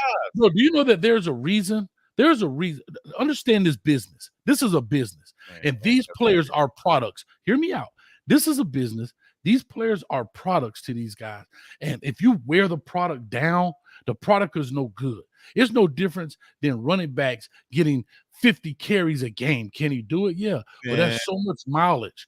you I'm just talking about a telling you. guy. I just listened to Chad Ochocinco say today You how don't think he could play both ways? look, You don't think Chad could have played both ways? exactly what I was about to say. But why do you think he didn't? You think he didn't because he didn't want to, or because of the coaches said, "No, you gotta go over here. We paying these guys over here to do that. We don't need you to do that. Are we gonna give you a chance to do it?" No. And Chad said he played all this time, didn't get hurt, and he played 100% reckless abandon, whatever, and didn't get. Some of these guys are just built like that, dog. Some people just built like that. And here's the thing, One though. of everybody. When you're making that, yeah, but Chico, when you're making that investment, see, I watched something earlier today. Some guy was one of these YouTube shorts, and the guy was talking about a factory worker. Follow me on this a little bit. I got to close my eyes to picture it. He was talking about this factory worker, and he was upset because he wasn't getting this. And the guy came back and said, "Well, listen, who has all the risk? The guy who puts up what? The millions of dollars for the machinery, leasing the factory, the insurance, putting all the stuff together.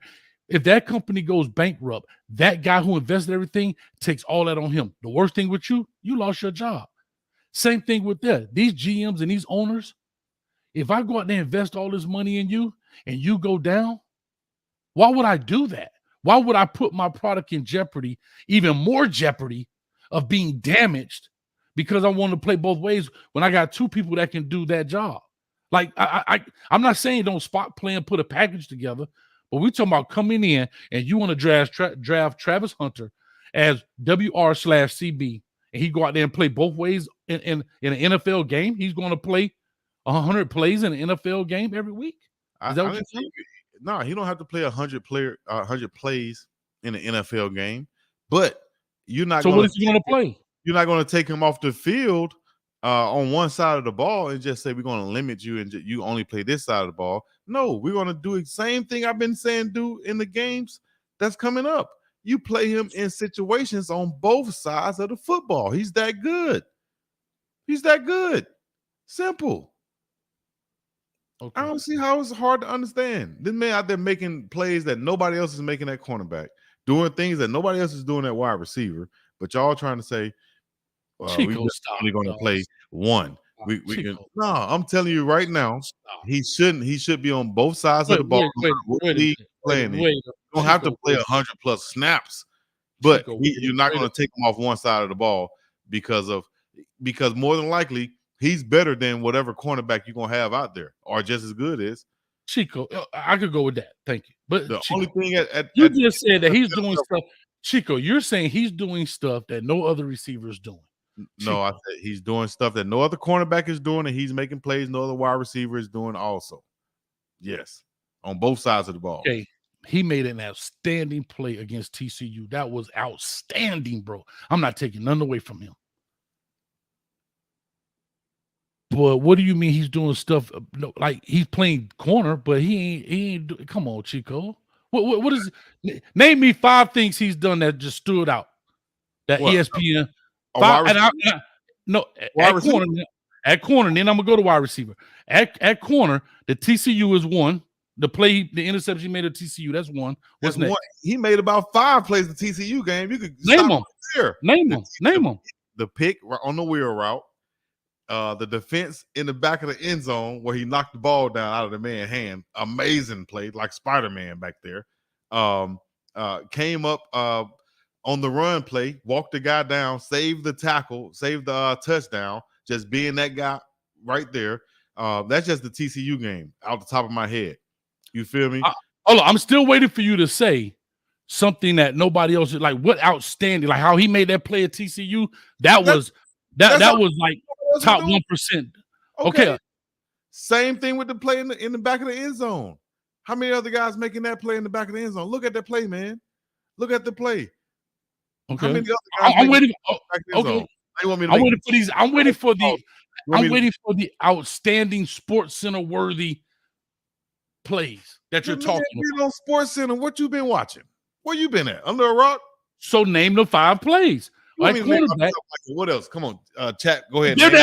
If they're that amazing, they should be sitting on the top of your head. Yeah, I just named 3 from one game right there. All right, okay, I'll wait for the other 2.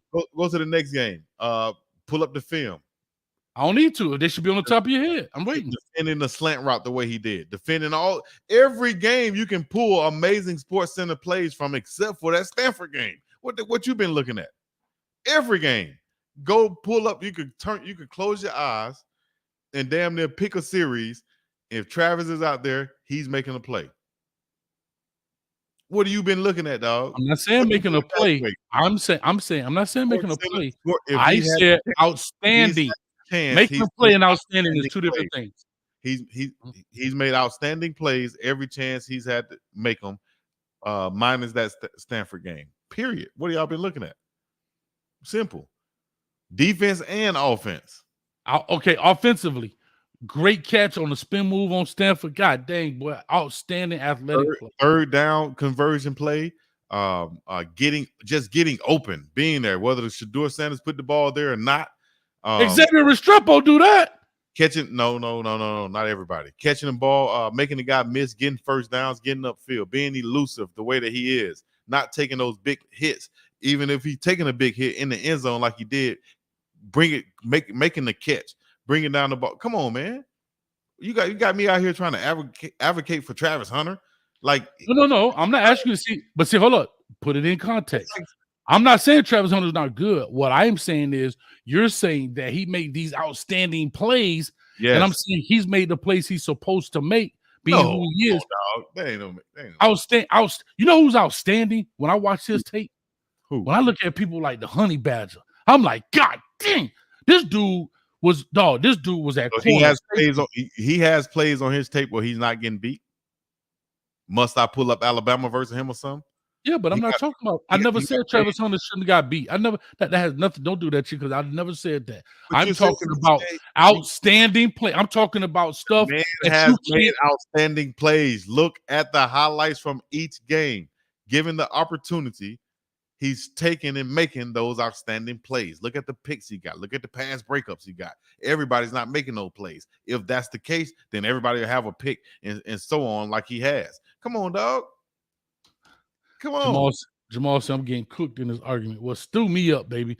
Cut some carrots up, some onions, some bell peppers, and stew me up, Jamal Brown. Because I'm not saying that Travis Hunter is not a player. I'm not saying that he doesn't make great plays. But we're talking about like what he has done, in the sense that you're talking about what he's done in college right now is worth him being drafted as a wide receiver and a cornerback. Highly doubt that, bro. Listen. You got coach in front of your name. All right. Okay. You could very well have scout in front of your name. Coach says that you can use your eyes and look at this, because that's why they send those scouts out there to practices and stuff.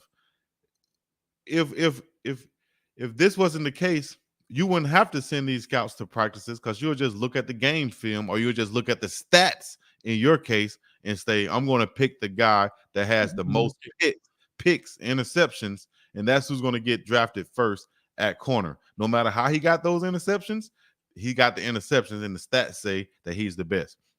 Otherwise, you have scouts. Realistically, you have scouts that go out there and look at these guys in practice, how they treat people, how they walk, talk, act. They're looking at body types. They're looking at, like I said, how he practices, the speed he practices, competition level. And his body type ain't the greatest now. Let's not get that twisted. If none of those things were important, then they'll just look at stats and go draft off that. This guy here is that guy at practice, and he's the guy on the field where it translates. He takes the coaching. He helps coach. Great attitude on and off the field, discipline, everything that you would look to ask for, which is why they go and scout these guys. And that's what makes him, along with the field productivity, that what makes him a top 3, top 5 pick when he comes out. It's simple. Now, the fact that he's playing, okay, can I say this? I'm not disputing that. Come on, dog. But listen, I'm not disputing that. I'm disputing that he's a two-way player in the NFL. Okay, that's what I'm disputing. Which he is. I'm saying he's a two-way player. If he's not a two-way player, then he's drafted by the wrong team. He's in a bad situation. He needs to ask for a trade fast as possible. He's getting stunted. He's getting held back. However you want to put it. If he goes into the NFL and somebody don't allow, it just stops him from playing one side of the ball, how dumb is that, coach? You feel me? You need to get fired yesterday, fast. Get up out of here, dog, with that bull jump. But that also shows you the progressive mind that Coach Prime has, the understanding that he has, the archaic, old school mentality, like barbaric mentality of some of these football coaches. Some of them just ignorant to the fact that it can actually work the way it can. You got guys who have been recruited and played both sides of the ball, got recruited by both sides of the ball. Literally, a guy can get recruited as a linebacker by a school and then get recruited by a running back as a running back by another school, right? What if I'm getting recruited by a D1 school at running back and I go to Georgia to play linebacker? You telling me that it's not still in me to play running back? Or is it the coach, once I go there and the coach saying, okay, we recruited you at linebacker, we project you, we just want you to play linebacker? You feel me? It's all about the coach's understanding and perspective. And when Coach Prime coming in, he recruiting these guys. He said, okay, I see what you could do on both. That's why you see Adam Hopkins playing defense also. He came in as a wide receiver, but he had picks, got film from high school playing DB. He got potential to play there. So why he can't play wide receiver and DB then in the NFL? Why doesn't he play both?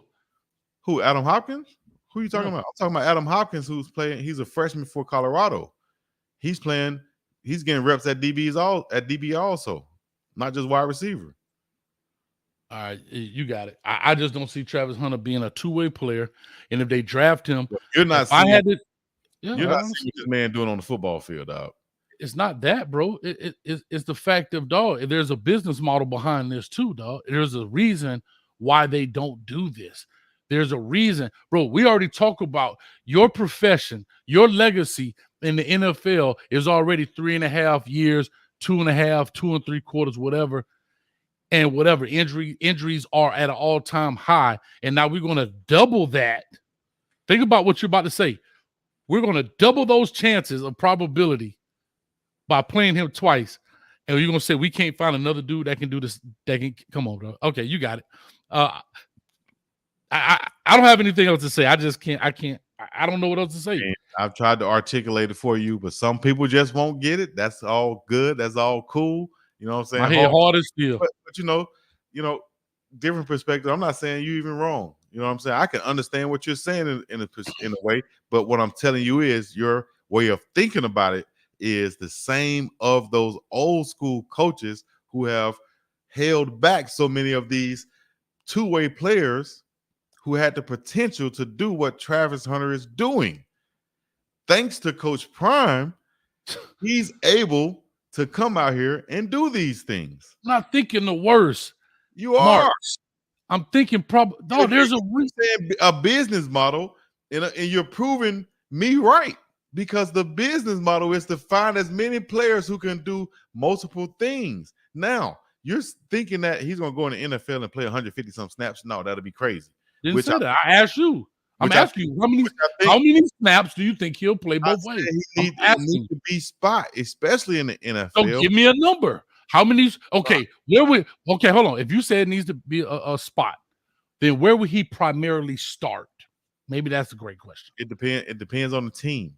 But overall, what? It depends on the team. That's simple. But overall, he's a third round draft pick. Third round draft. If I'm the Atlanta Falcons, right, and I got Travis Hunter, boom, I got a chance to draft Travis Hunter. I'm drafting him, right? Bam. We got a bunch of problems. Anybody who drafting that high more than likely has a bunch of problems, right? Yes, I'm gonna play him. I got a package for him on offense, and I got a package, best believe, for him on defense. Third and long, and I got. Listen, man, how crazy. So he's not going to play. He's not going to be a starter. How silly would it be to be in third and long situation in the NFL, AFL, whatever FL, like you said earlier, and to have Travis Hunter on your team and he's on the sideline watching third and long? How dumb is that? vice versa. Even if you on 3rd and long on offense, and you got Travis Hunter on your team, So I'm asking a question. you got him on the sideline watching y'all go. Here's my question. How dumb is that? All right, I'm gonna ask this last question. You're right. That's super stupid. Here's my last question.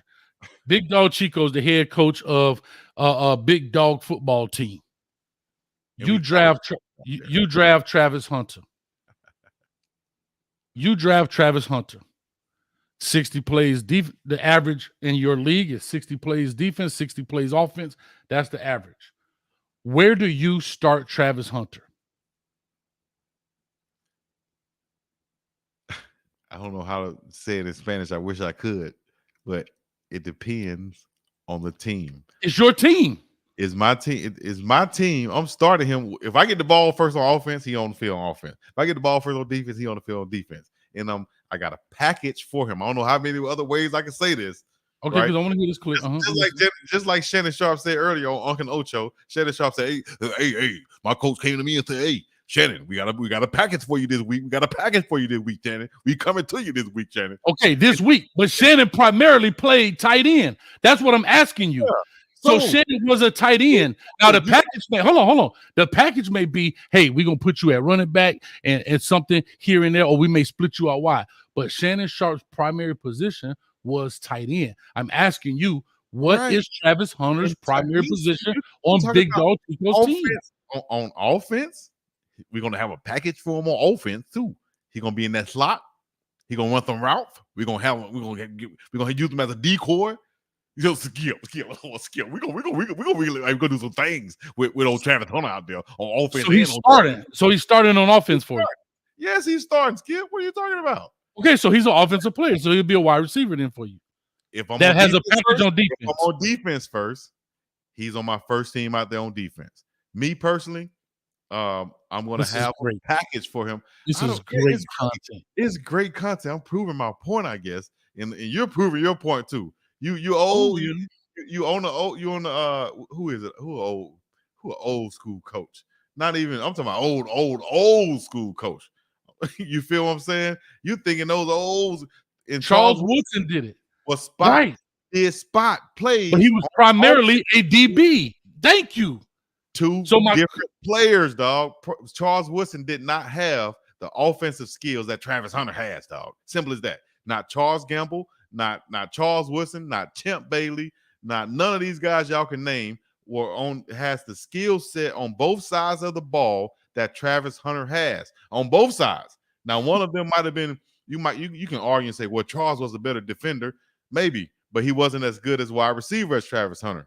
And the gap for Charles Woodson as a wide receiver and Travis Hunter is way bigger than on the other side of the ball with those two guys. You understand what I'm saying? So Travis Hunter is a better athlete on both sides of the ball. You feel me? I don't know how to answer that. Joe Owens, $5 Chico, you trying your best to make Coach A look stupid, but it's making you look slow. I read it because it's a dono. Hey, Joe Owens, thank you for the $5, man. I appreciate it. Listen, we open up the phone line, 862-799-9956. We're only asking, please, guys, present your question. Please present your question. Coach doesn't want to have to crash the plane. We're not putting a timer. Just simply ask the question. Anyway, like I said, I'm gonna let the queue build up here a little bit. And we didn't even talk about the rest of the teams because I'll wait for a few people to jump on in here. Oregon State, I'll say this, is going to be tough. DJU is playing pretty good. Martinez is running the ball extremely hard. Like I said, Arizona, they kind of went through some quarterback woes in here, and they found this new little young dude, not young dude. Yeah, he is young, a freshman, number 11. I have to follow them some more. Like I said, they're a little bit further down the road. Of course, Utah, holy smoke, kamokes. Listen, their quarterback, Cam Rising, I think he shut it down for the year. But their defense, and that's going to be a great test to me in Colorado, is their defense, I think, has not given up more than 21 points all season. So it's been very low. 7 points here, 21 points, blah, blah, blah. And their defense plays pretty good ball. Matter of fact, yeah, I'm looking at it right here. See, they lost. I'm sorry. Go ahead. No, you go. I just want to make this point about Utah right quick, about their defense this year that's been actually phenomenal, man. 11 points to Florida, 13 points to Baylor, 7 points to Weber State, 7 points to UCLA. They lost 21 points to Oregon, 14 points to Cal, 32 points to USC, and they play Oregon this week. So they've not been giving up a gang of points. And so that's going to be a pretty good matchup. Got a couple of people here calling in. I'm sorry. Real quick, that's your Don't Know Chico. Go ahead, you can read that off. Mr. Andrew, 2800 for the 399. If Shedeur wins out, he goes to New York Heisman. Yes, sir. He will be in the Heisman, I think. But, let's get a little bit ahead of ourselves. Let's go game by game. Let's go ahead and beat UCLA first, put up some big numbers versus them, which is very, very possible and could happen. We do have an offensive lineman coming back, Big Savion Washington at right tackle. He'll be back. Kareem Hart did play well against those two penalties that he had last game. So I'm looking at a comment coming in. I was just saying, D.L. Butler, real quick, just Coach Hayes at Coach Hayes FB. You'll see that same logo right there if you want to hit me up on Twitter for whatever. And Coach G in the building. What's up, Coach G? It's been a minute, dog. Huh? I hope we still friends. Please make sure you straighten up and fly the fly right pilot. Coach G, you stop it. Thank you, though. I'm glad you're hanging out with us tonight, Coach G. Seemed like we left on bad terms. You're still my friend. We're still friends.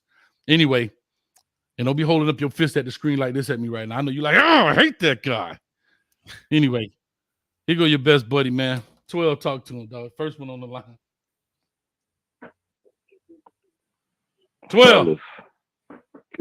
Good day. Good day to the fellas. Chico, man, you already know how we go. Listen to this. The fact that you said Travis Hunter is better than Woodson, you kind of lost the whole chat in that. This man won the Heisman, and he's a Hall of Famer. You may not remember, because you were a younger guy, how much of a beast Woodson was at the receiver position. So let's not go there. And he was the beast at corner. Here's my thing. Travis has a year or two to figure out the coaches and the NFL to figure out where they're going to put him. He's going to have a primary position. I understand your point, Chico, when you say they're going to have a package for him, but it will only be a package. So between this year and next year, the scouts are going to see where he best can impact the team, and wherever he can impact the team, that's where they're going to put him. I'm going to give you a good example. We got a guy who's going to the Hall of Fame. You can mark that right now. His name is Devin Hester. He played both ways at Miami, at the U. He was a DB, and he was also a receiver, and he was also a punt return guy as well. When he got to the league, you know the history. He played some receiver, he played some DB, but he had the most impact at punt return. So, yes, Travis will get drafted. He has a lot more. He hasn't really proven anything to be a phenomenal DB. You mentioned Champ Bailey. He's not even in Champ Bailey's league. So let's not even go there. You talk about Gamble. He's not there yet. He's an athlete, but don't get ahead of yourself. Chris Gamble, yeah. Even Dion, even Dion played receiver. They have a package for Dion at receiver sometimes. His mentor. Yeah, so we got to remember that. So again, he'll be fine. We'll see how it goes within the next year or two. Here's my question. Hey, hold on. Let me address that. Hold your question. Let me address that right quick before I lose it, because you giving praise to Coach Prime and saying what Coach Prime was. Does what Coach Prime think hold any type of weight? Because he did say that Travis is further along than where he was at this point. Second, Travis, he's supposed to say that. He ain't supposed to say nothing. You just lying. You promoted your kids. You just said earlier that Coach Prime is just like me. We're going to tell you what it is. We're going to tell you how it's supposed to be. We're not going to sugarcoat nothing. We're not going to be political. I would have said the same thing if I'm trying to promote my kids. One or the other, dog. It's either one or the other. Keep the same attitude when you come through, dog. I do. He's promoting him. Why do you think they? And now you're saying he's promoting him. Come on, dog. You gonna listen to him, or you gonna have selective hearing up in this thing? You feel? I don't have selective hearing. I would tell it 100. He literally Chico. is promoting Travis Hunter. Come on, man. He ain't gonna Yeah, put his name out there for promotion. He's putting his name out there because he's gonna stand behind it. He's saying that the man is at a better position than what he was. He believes that. He's not gonna be lying, as you said earlier. Secondly, at wide receiver, Charles Woodson is not a better wide receiver than Travis Hunter is at wide receiver. Champ Bailey, Charles Woodson at wide receiver is not as good as Travis Hunter. Come on, man. Are you crazy? Charles Woodson. Travis Hunter Champ just got started. Champ Bailey was a Hall of Fame, of course, great player at Georgia. When I got recruited, they showed me all these things at him. Win the Heisman. Listen, come on, man. You think Travis not on his way to win the Heisman? You think Travis not on his way to win the Heisman? Come on, man. What are y'all looking at? I don't think he's gonna win. This is a one of one. This is not one of these guys who you're trying to compare to and say, well, Gamble didn't do this or Charles Woodson didn't do this, because that's what they did the best they can do at their positions, and they had their primary position. You're talking about guys who are primary DBs. Champ is a DB first. He could go out there and line up at wide receiver and do his thing there. Gamble was a DB first who can go out there. You said Devin Hester earlier. Devin Hester couldn't hold Travis Hunter right now. Couldn't hold Travis Hunter jockstrap at DB. Devin Hester was getting cooked at DB. He was a Hall of Famer. You must be out of your mind. He was okay at wide receiver. Come on, man. Look at what he did on the field. What are y'all looking at? I get into the debate with because Travis Hunter want to be Devin Hester.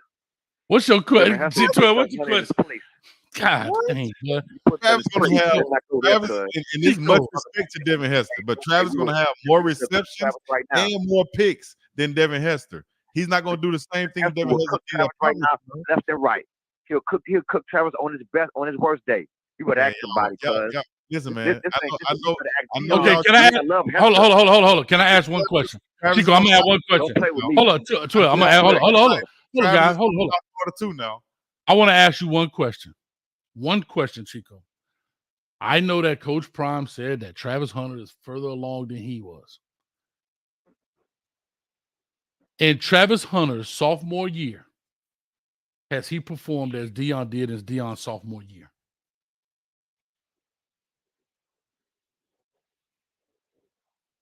Your mic went out. Has he done more than what Deion done in his sophomore year? Has he performed? What I'm saying, in Deion Sanders' sophomore year of college at Florida State University.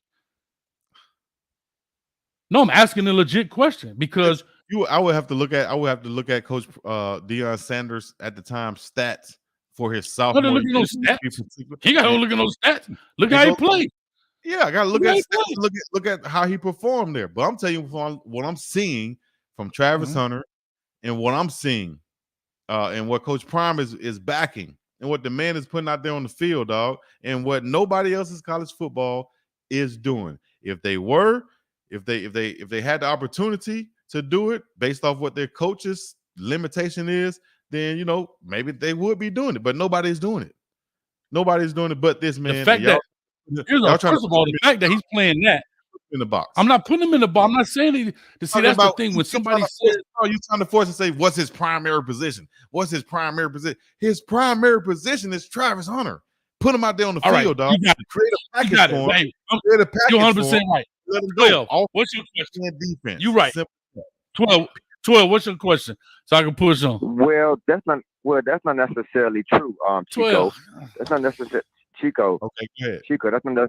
Chico, hold on, Coach. Let me just say this because we got to fact check, Chico. Hold on, Coach. I want to fact check something real fast.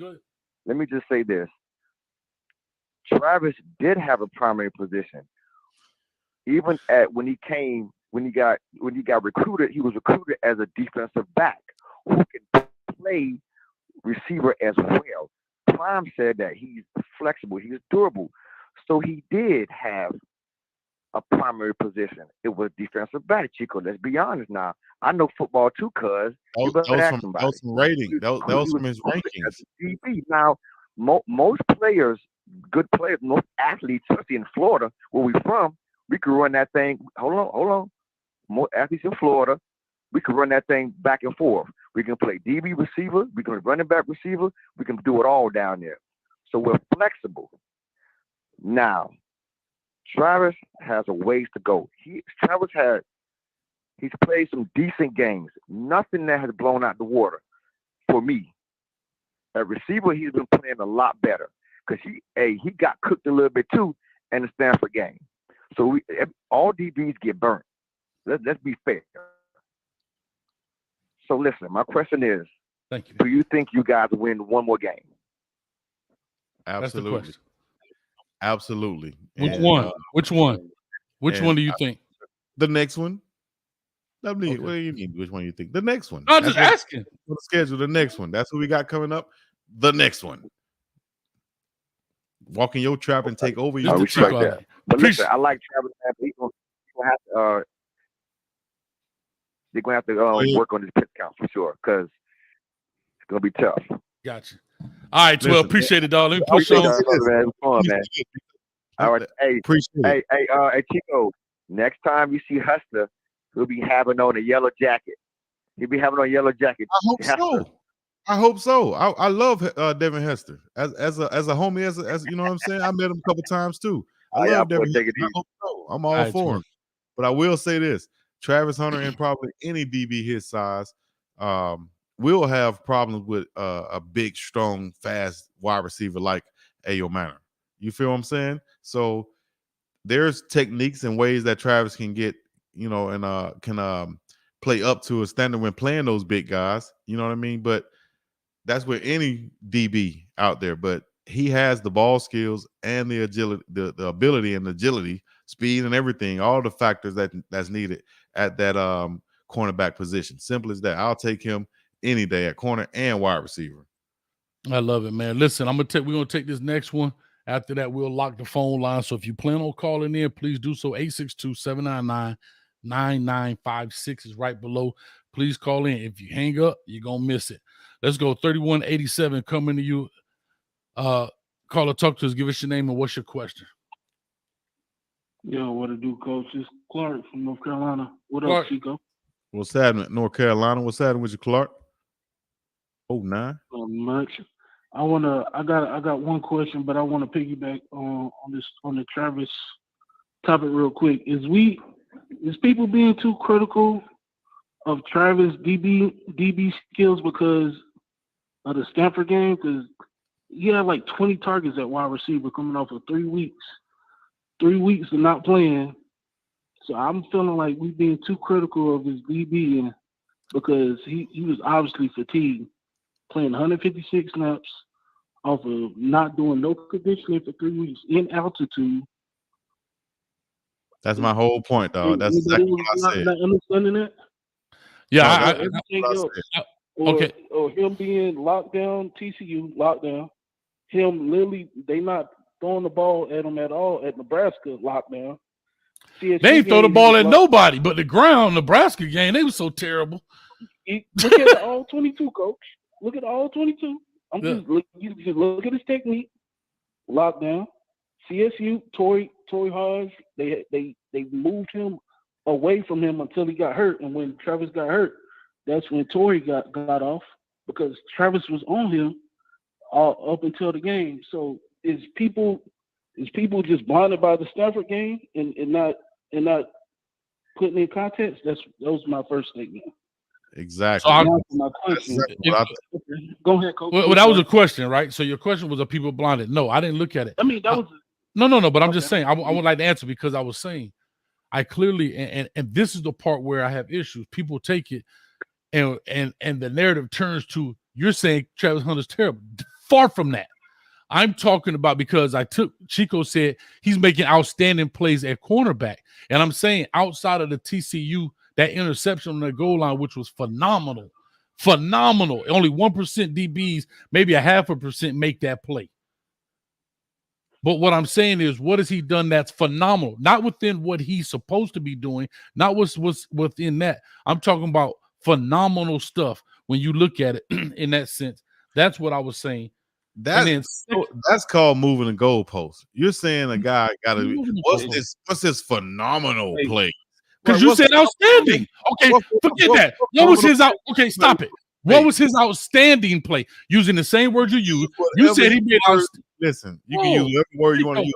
I'm talking about eye test from a scout's perspective and from a GM's perspective looking in. That's not what you said.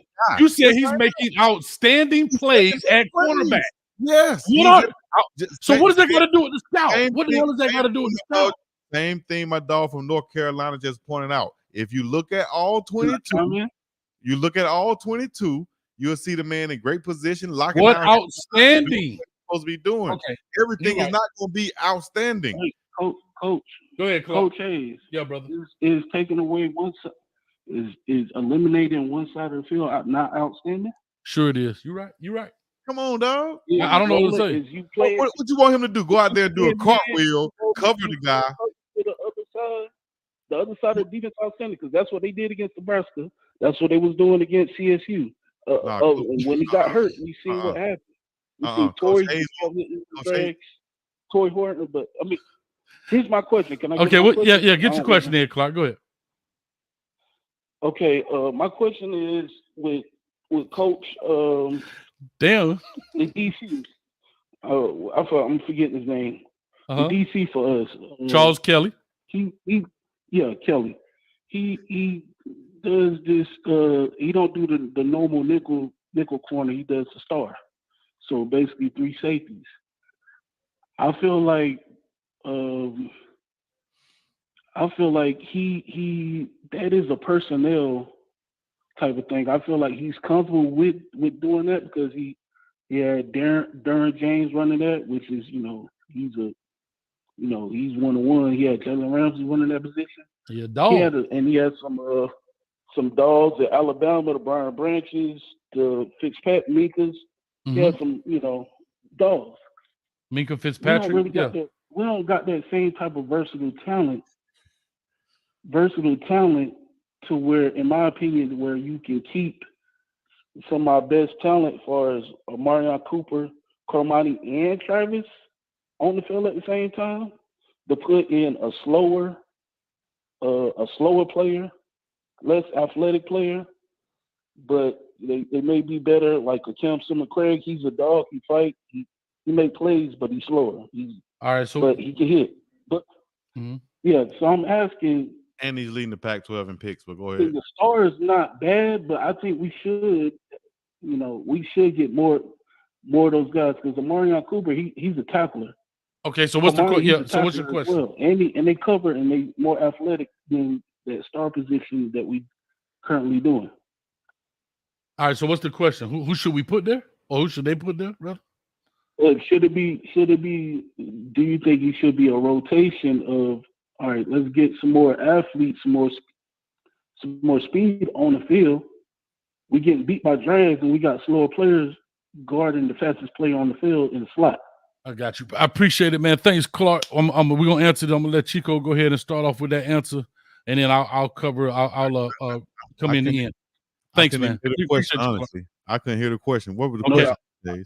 All right. The question was at the star position, which is typically another safety. He was saying that there's been some issues in that position because of speed, and should Colorado use another player or a faster player? No, actually, the guys who've been playing that position, Miles Slusher, Cameron Simmons-Craig has been playing pretty well, actually. Simmons-Craig with 3 picks. Slusher, one of the top tacklers when he's playing in the game.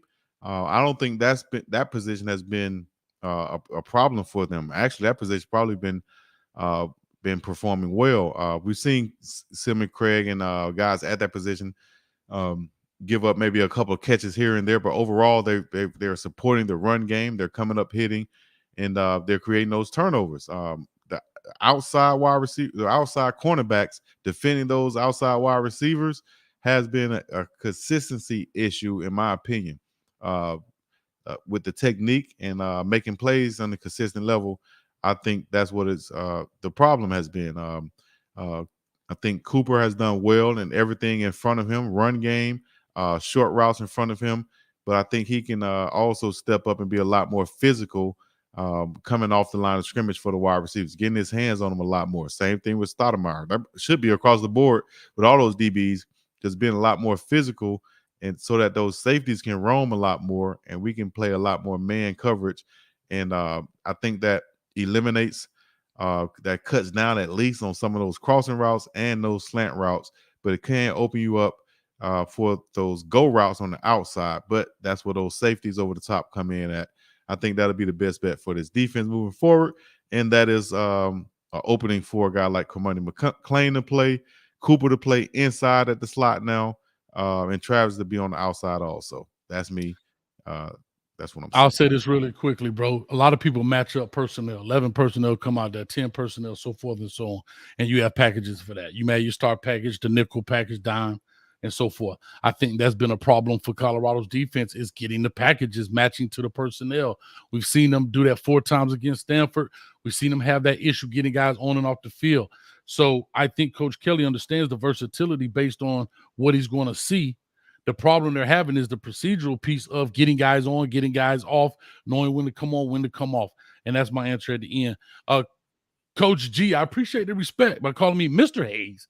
Please let Coach Big Dog lower your anxiety level, please. You like that? You heard what he said?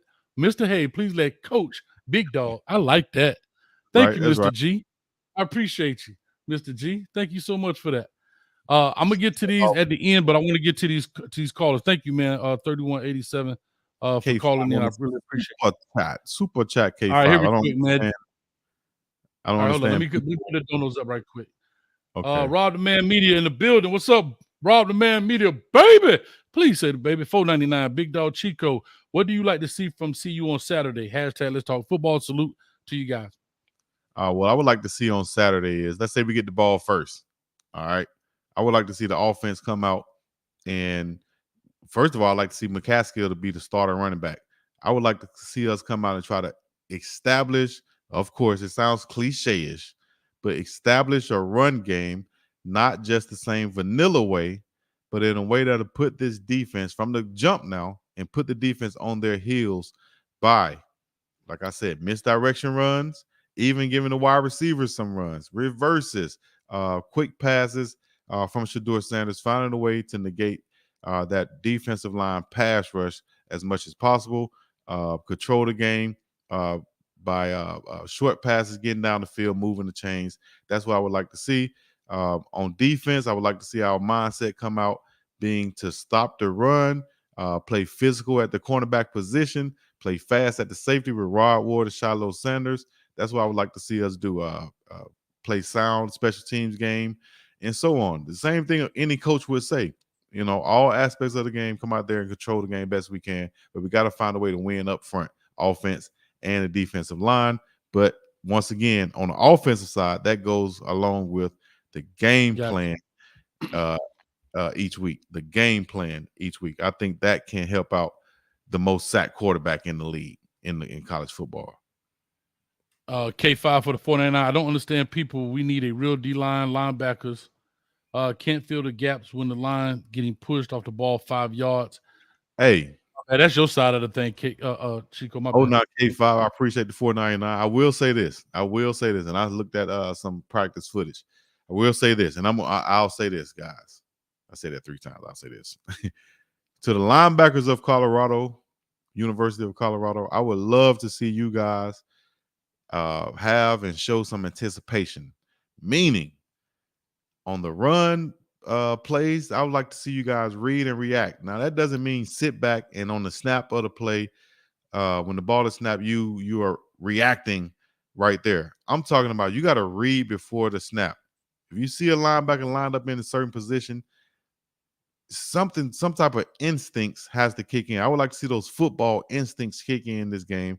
Shoot the gaps, blitz some gaps without the coach having to call it, just from you either watching film, noticing tendencies, or just having a hunch and saying, I'm not going to sit back and let the double team come to me. I'm shooting this gap now because I know that the only way they can run this ball is handing the ball off across the quarterback's face. All right. Only thing I can get beat on is the RPO he raised up and throw that thing. Well, I'm taking a chance this game, coach. I got to come up and hit him in the mouth and make some plays on the other side of the ball. That's that mentality I think we got to have. That's that reading, that pre-snap read that these linebackers need to have this game. I think that's my opinion. Oh, now Coach G for the 499. No comment Thank you, under Mr. G. Coach G just wanted to show All some right. love, dog. Appreciate it, Mr. G. All right, here we go. Frederick James for the $5.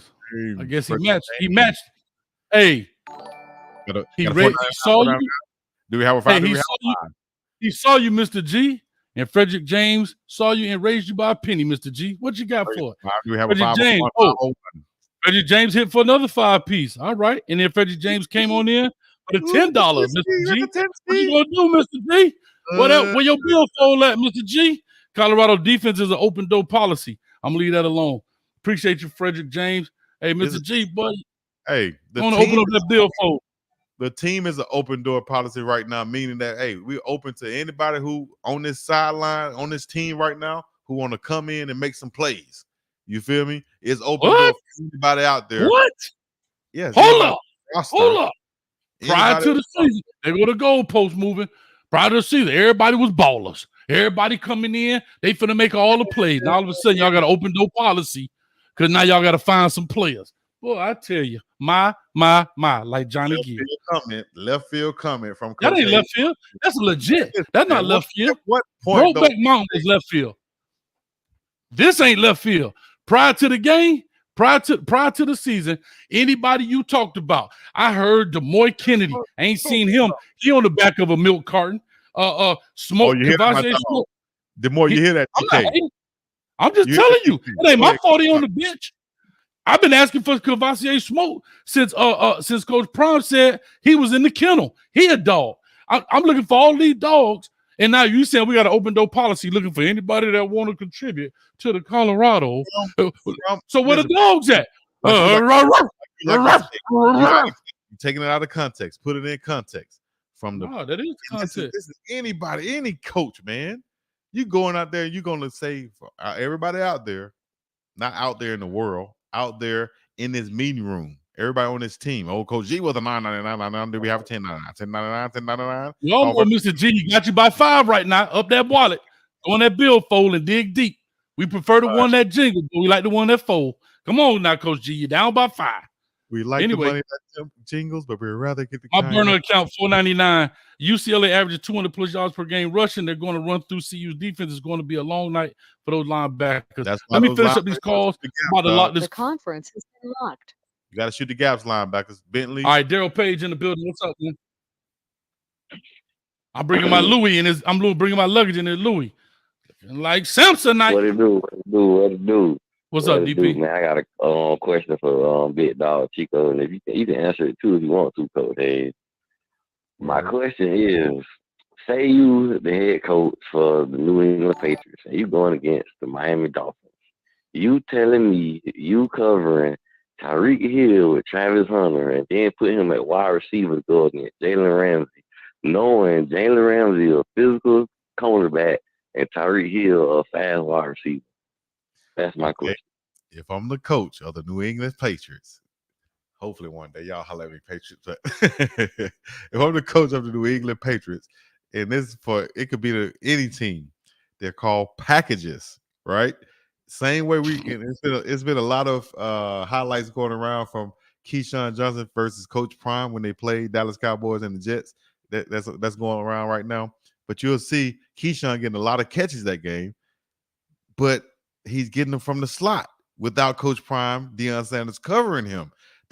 You think that's by mistake? That's by design from the Jets organization, from the Jets offensive coordinator. Same thing here. If I'm the Patriots offensive coordinator and I got Travis Hunter, I'm not going to match him up in front of Jalen Ramsey. Jalen Ramsey want to cover him and follow him over the field.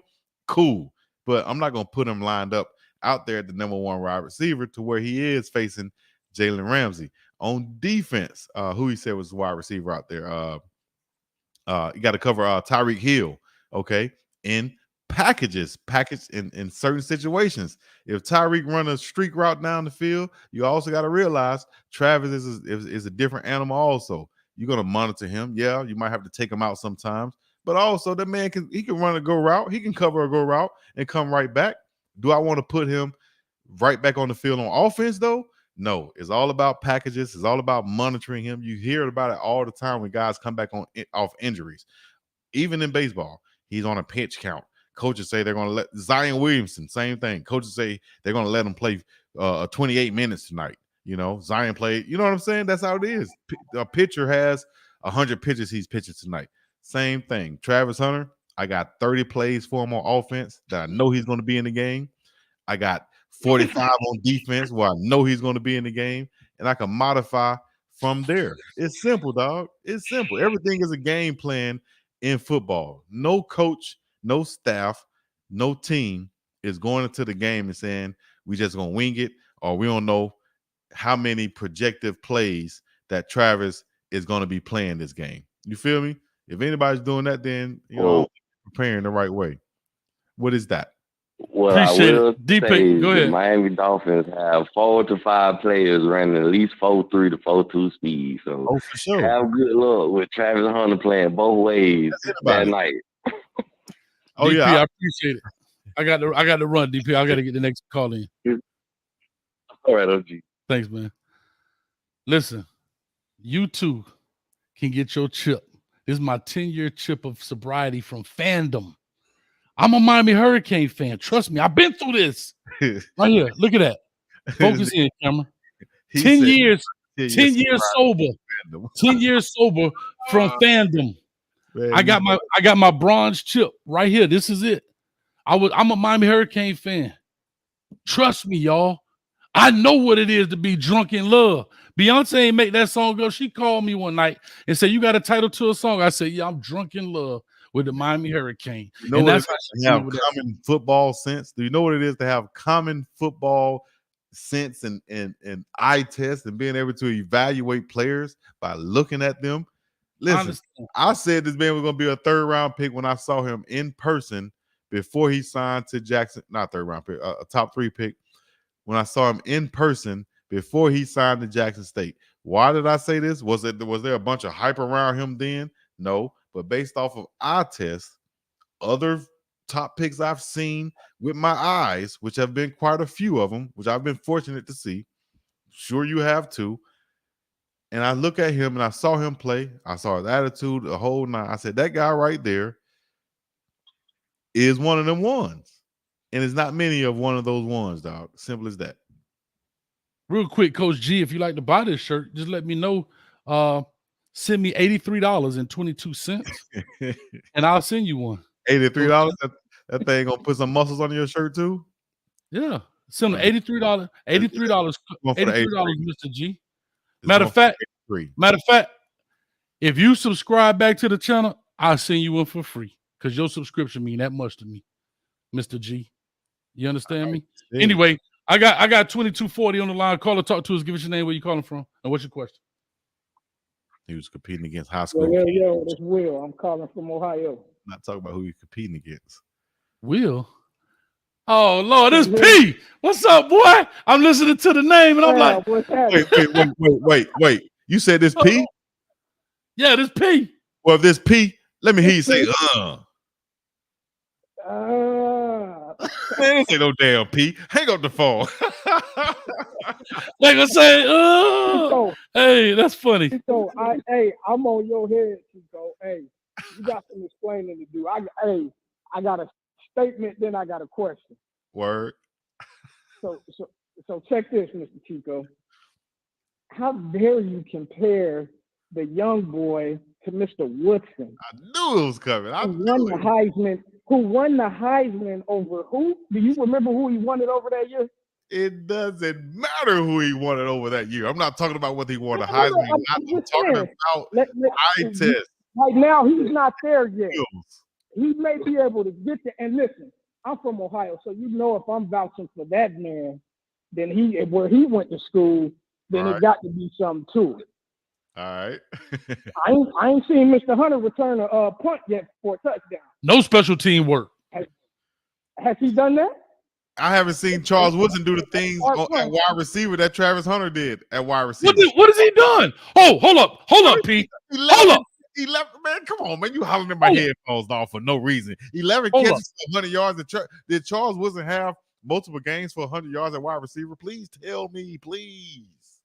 Bob? But you didn't get that sample size from Mr. Woodson, though. Look it up. You talking about sample sizes now? This is my point. Travis Hunter not even done in school yet. We talking about a sophomore. Yeah, boy. We talking about a sophomore. He got ways to go. He still got levels to get to. You feel me?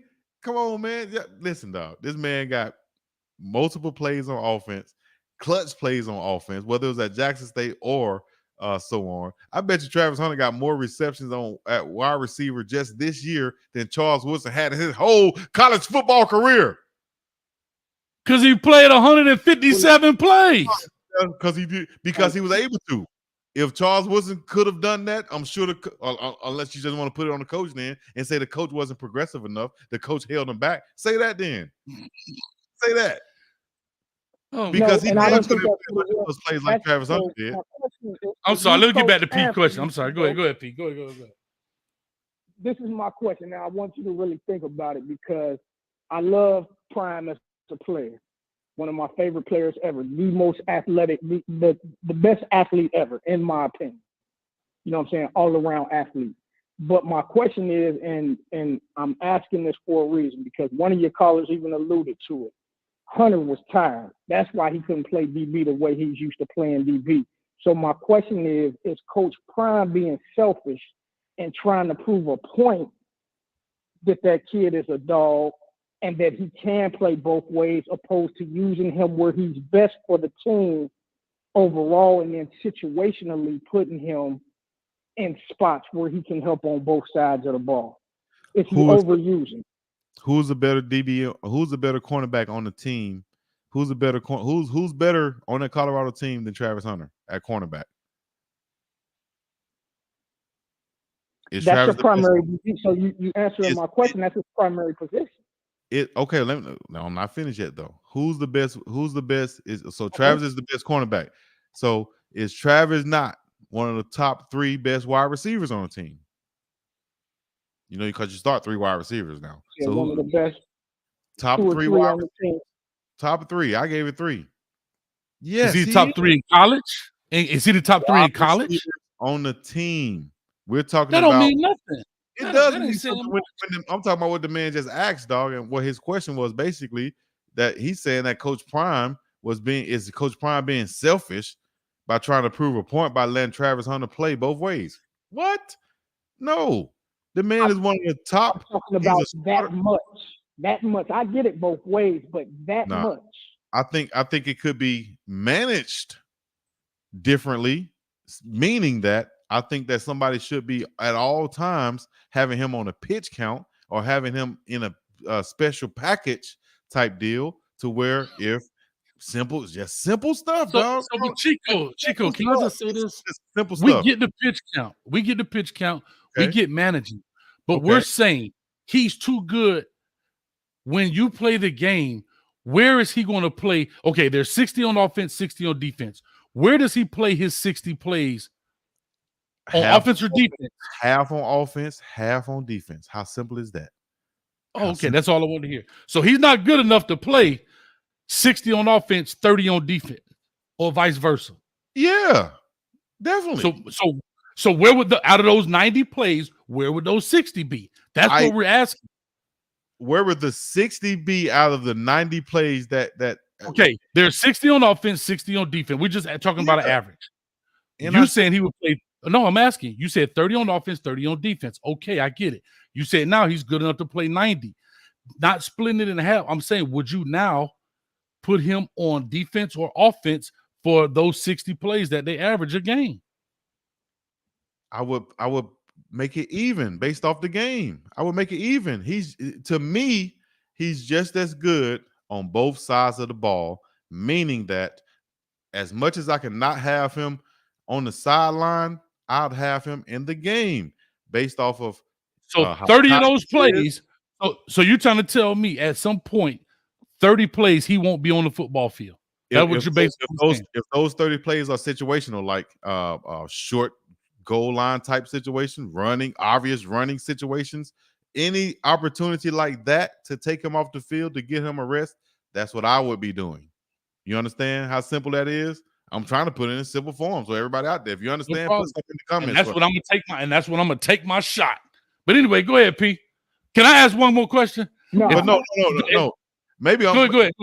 I'm in a coaching situation and saying that maybe I'm not explaining it correctly. So if y'all understand what I'm saying, let me know. If you don't, let me know. Do you Oh, understand? I understand now. You're saying that he won't play 100% on one side of the ball or other. He'll split it. That means that he will lose 30 plays off the field altogether.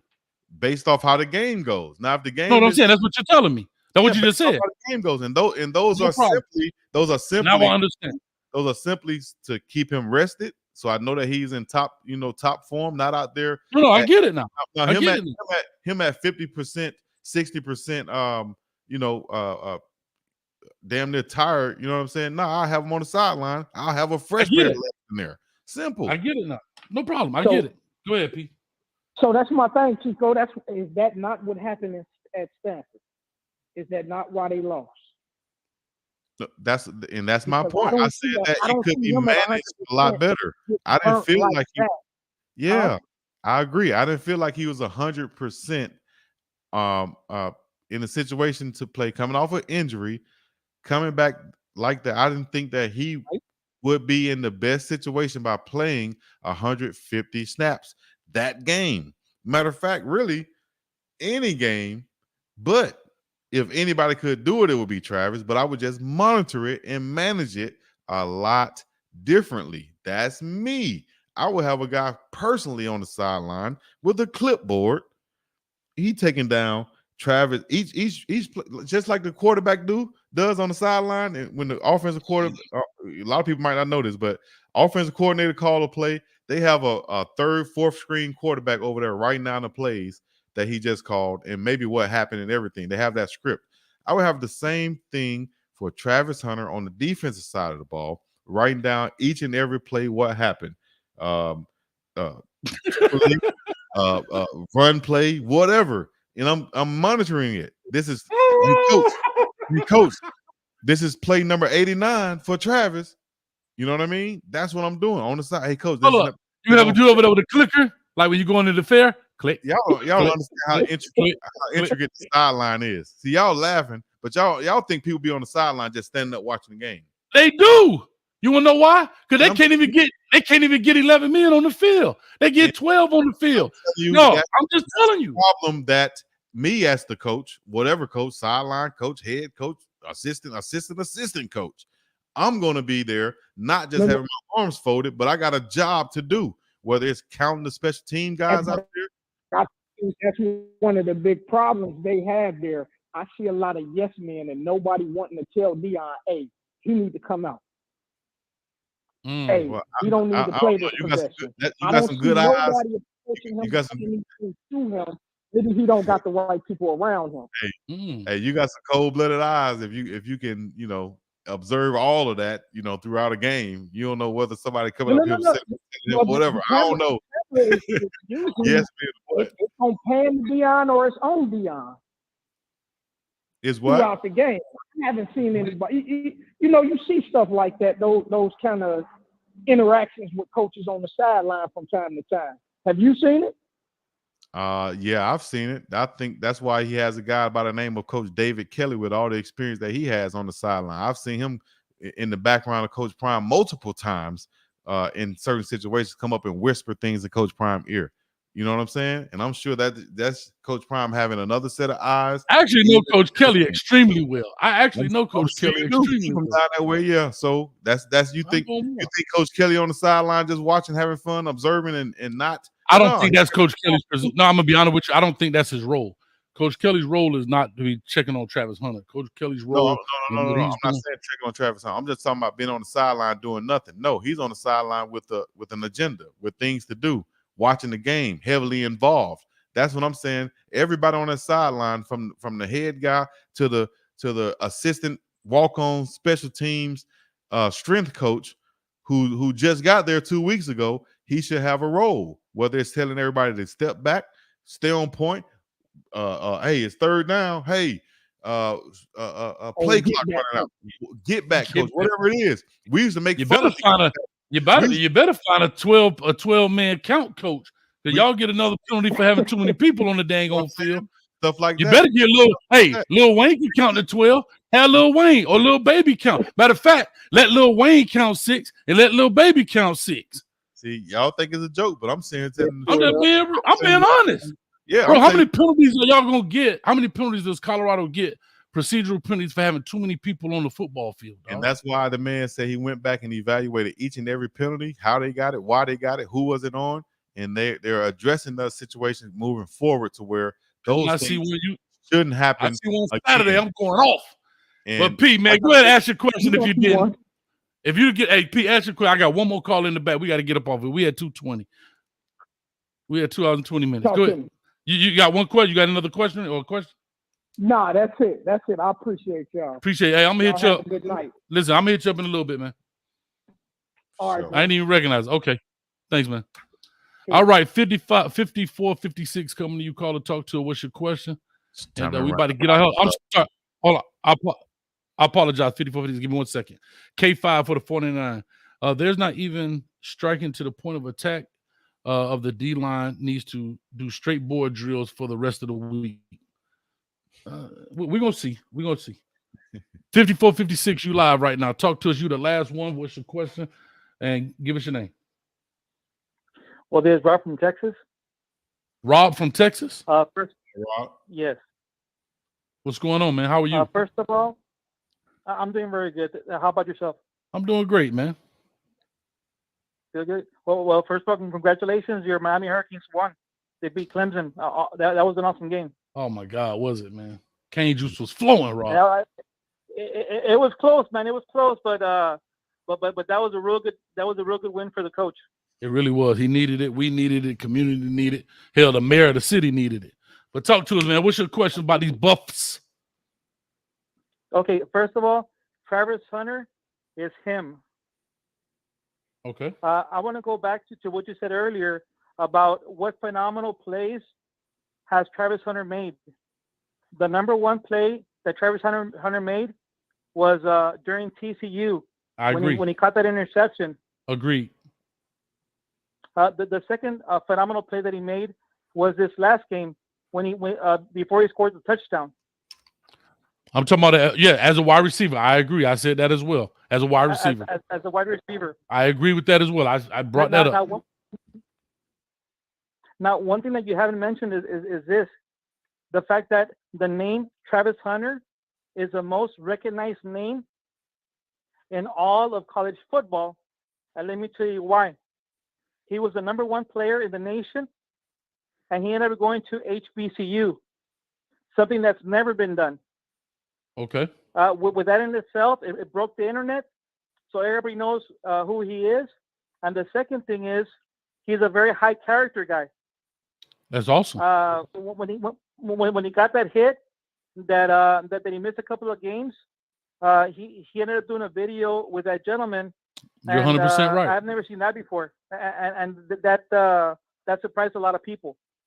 That was awesome. That was an awesome character move. Awesome character move by him, or however, awesome move by Travis Hunter.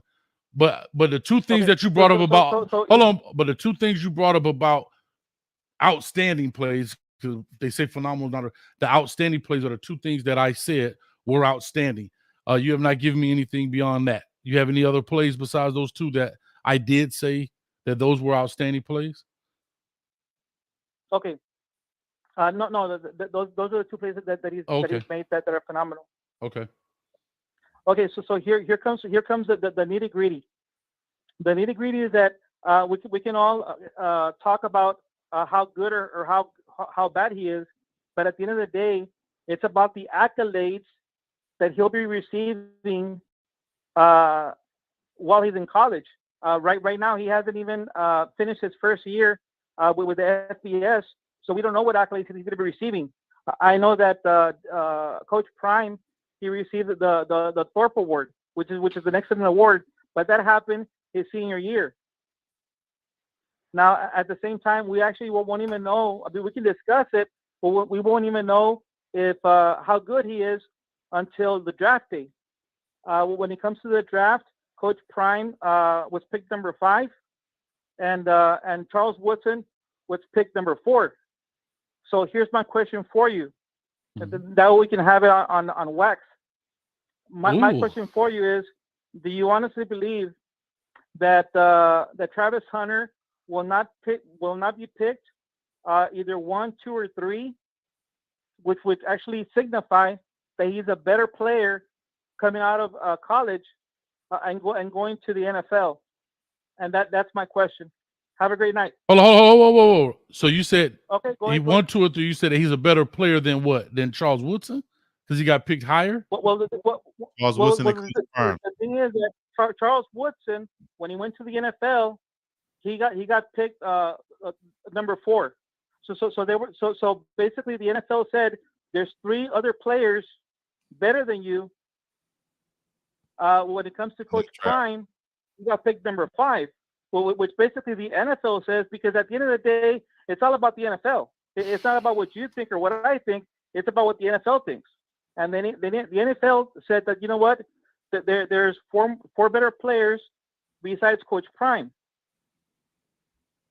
So my question to you is, do you believe that Travis Hunter will not be picked 1, 2, or 3, which would be putting him ahead of both Charles Woodson and putting him ahead of both Coach Prime? Okay, that's really what the question is. I got you, Rob. So I'll say this, and I'll be very quick.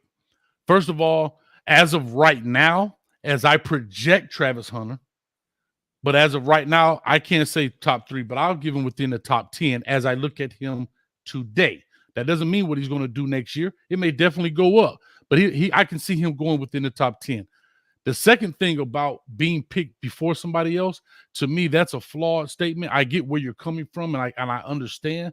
The reason I say it's flawed is because it's also about player need, right? Or team need. What does a team need, right? And also, we know quarterbacks primarily go first, right? So that's also, that also is a thing. And then the third thing, that's just like saying that Lamar Jackson was picked 32nd and Baker Mayfield was picked first, and look at what you got. Like, we clearly saw, Baker Mayfield played, but we clearly saw what Lamar Jackson did. So you have to say, I get the logic in what you're trying to use about the NFL and the picking of the ranking, but we ain't picking a kickball team here, dog. We picking we picking football. We're picking a football team, and a lot of it is, do I need a cornerback? What is my priority right now? Yes, I got a Deion Sanders, but I really need a left tackle, or I really need a I can tell you this: Deion Sanders is great, but if you ain't got a quarterback, and I need a quarterback, I'm gonna have to pick a quarterback first. I'm just have to be honest. So it's a little skewed. Now, if that's your position, then let's talk about accolades. When it comes to accolades, the only one that the Coach Prime received was the Jim Thorpe Award his senior year. Okay. So my rebuttal to you is, do you think that Travis Hunter will have more than one award before his senior year going to the NFL? Yeah, he might have 6 or 7 of them. That's fine. Yeah, I'm with that. He may have 6 or 7 or 8, or he may have he may win the Heisman. I'm not disputing that. I'm not saying that Travis Hunter's not a player. I want y'all to. My only question is, I don't think he'll play both ways in NFL, because that's just something the NFL doesn't do. Okay. Because it's money involved. That's really the whole argument. It's not saying that. I'm not saying that Travis Hunter is not a good wide receiver. I'm not saying that he's not a good cornerback. I'm saying he's the best. I'm saying he's the best because Travis Hunter is him. Okay. All right. Listen. Go ahead, Chico. You finish up. Thanks, Rob. Good. Words matter. You said that you think that he will not play both ways in the NFL. And now all those guys you named played. No, I'm not talking about me, Rob. You're talking about me, Rob. All those guys you named played both ways in the NFL. That's can be a couple of snaps. So you're telling me you don't think Travis Hunter will play both ways in the NFL, dog? Now, Attorney Chico. Restate it. No, I'm not restating nothing. So if you play, what you mean? Because if you mean that, then I'm about to fire you up right quick. Now, go ahead. Say what you mean. Up, man. Get your lighter, get your J, whatever you got. Right, all I'm saying is, do I think when you talk about two-way player, let's be honest. Even Coach Prime, he wasn't primarily a two-way player. Man, He wasn't. He packed. What are How y'all? many reps? Bro, how many reps? How many Super Bowls did he win? Okay, here. Hold on, let's go back to the two-way player. Listen, y'all. The Listen, two-way y'all. player. Hold on. You trying to tell me Coach Prime played as much offense as he played defense? Listen, I'm gonna say this. And Hold on, that's my question. You're telling me Deion Sanders played as much offense as he played defense? Coach Prime Y'all not listening. No. Was the reason for the Super Bowls. The 49ers, they could not win a Super Bowl until he got there.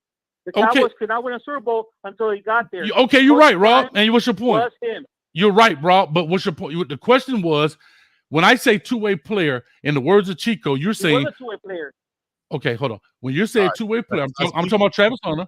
I just want to make sure I'm clear. I want to make, because you have already twisted what I said. When I say a two-way player, because you said 45 plays on offense, 45 plays on defense. That's what you were saying. I'm saying Travis Hunter is not going to split 50-50 offense defense in the NFL. That's not going to happen. Well, I guess we shall see. Secondly, in the words of Rob, put it on the wax. Listen, it's definitely on wax. And whatever team, you're making a mistake. And let me tell you why. Because right now, you cannot tell me once drafted, will it be drafted for playing offense? Will it be drafted for playing defense? We don't know, because he's good at both. I agree. That's what I said. And I've been asking Chico for the past 2 hours, where do you think he primarily will play? And he said, now that I realize, he's saying 50-50, 50% offense, 50% defense. That's what you said. I would say both, because Travis Hunter is him. Appreciate you calling from Texas. Yeah, listen, thanks, man. Rob. Listen, Thanks, Rob. You guys are failing to understand what we're going through right here. All right? Y'all are failing to understand what we are going through in this day and age of football with Coach Prime as the coach, and with Travis Hunter coming out at the time he's coming out doing what he's doing. You understand? This man is better at this time in his career as a sophomore, has put up better numbers than any of those guys you can name, including and admitted by the best of those, Coach Prime. None of those guys on that list has the offensive numbers Travis Hunter has, nor do they even have the skill set that Travis Hunter has on the offensive side of the ball, as far as the way that he runs the routes, the body type, all of those things on the offensive side of the ball. None of those DB primarily guys have those. What do you mean body type? What do you mean body type? What about his body type? There are certain type of body types. If you know football and you know scouting and evaluating players, the body type, the composition, the way he moves, the way he runs is more of a wide receiver. Let me finish. So you like him at wide receiver. You're gonna cut me off. That's why I said let me finish.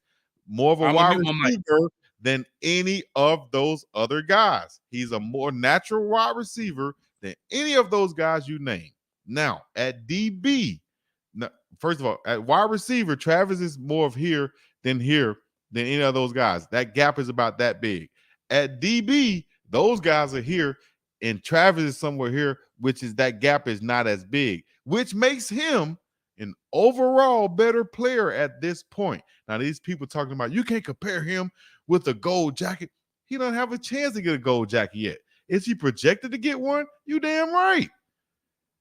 Will he play on both sides of the football? Yes, unless he goes to a dummy coach, and then he'll be forced up out of that thing. The man is a two-way player. He's going to play both sides of the ball. He's doing it in a way nobody has done it in the history of college football that we've seen with our own eyes. His coach is even saying it. All right. Any other guy who had a chance to do it, who probably could have been as talented as him, maybe he was held back by the coach. Maybe we don't know him. Maybe he only played playground football. But the guys who had a chance, Champ Bailey, Gamble, Charles Woodson, Coach Prime, and whoever else you can name, Devin Hester, whoever else you can name, none of them have been and even could be, in my opinion, as good as a wide receiver as Travis has shown, and the ability that he has on as defensive back is top tier.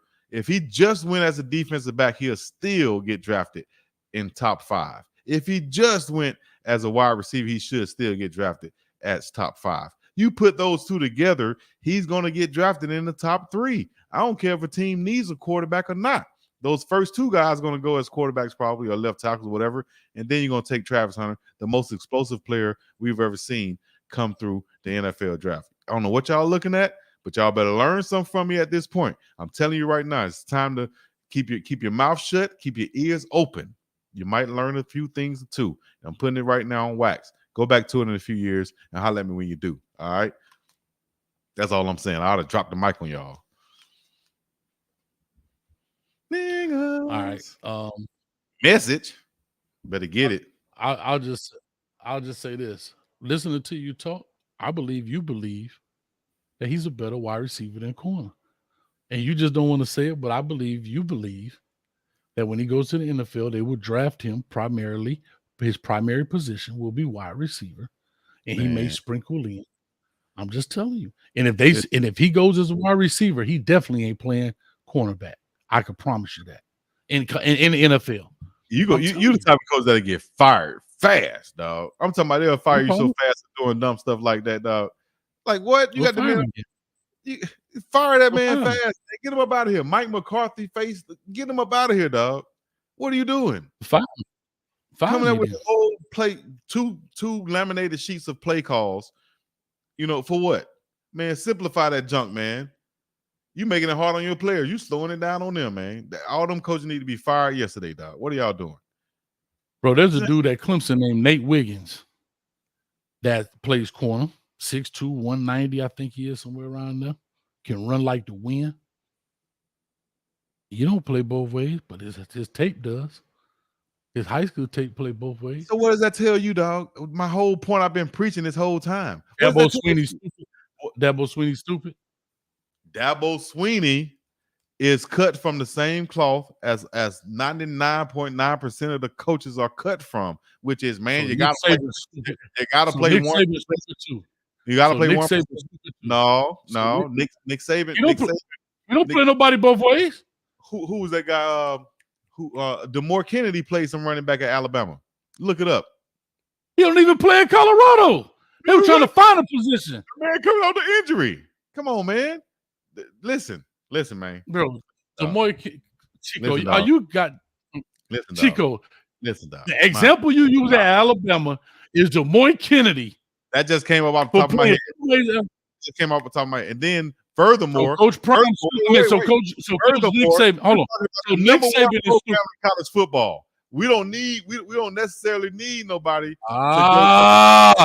Say it again. No. Secondly, our coach is not even thinking that way. He's thinking, oh, you want to come here and play both ways? Nah, man, you got to pick a position. This is Alabama. Listen, man, Coach Prime coming in with a whole different mindset. He's saying, I've done this. These other coaches you're trying to go to, they're trying to put you in the box. He said I ain't got enough dogs, and you can play both ways. That's what he's saying. That's what he's saying. You can call it what you want. So you saying Nick Saban's stupid then? Because he don't play people both ways. I never said Nick Saban's stupid.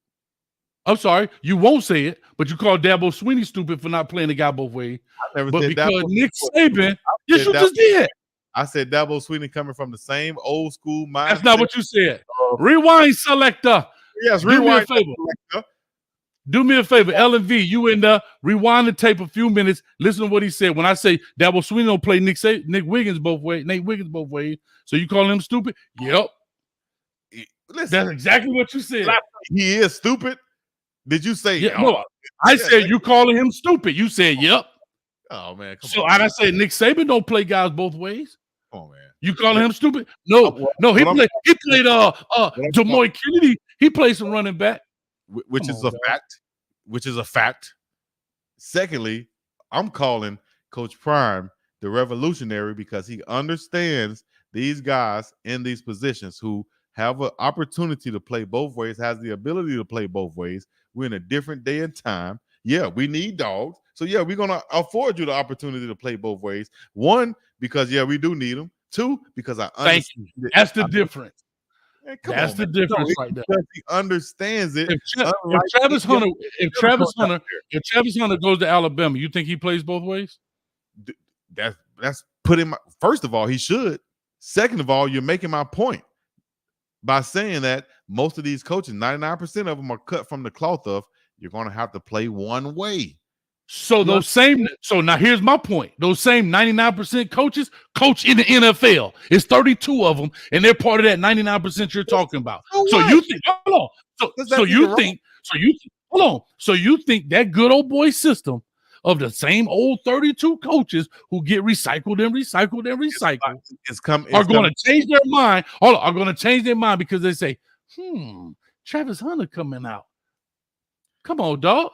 You think that these 32 coaches in the NFL, the 99% of old school coaches cut from the old cloth, like you said, are going to change their mind next year? Phased out by who? Younger coaches who think differently. That's why you see the young Miami coach, the young LA coach, the young Mike Tomlin came in young. All of these guys, they want to go younger because why they ain't doing it?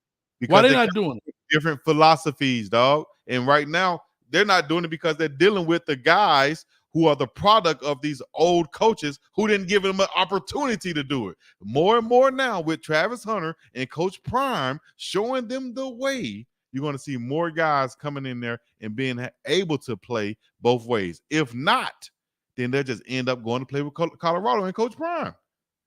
If they want to stay stuck in their ways and say, nah, dog, you can't play both ways, you got to pick a side, then okay, do that.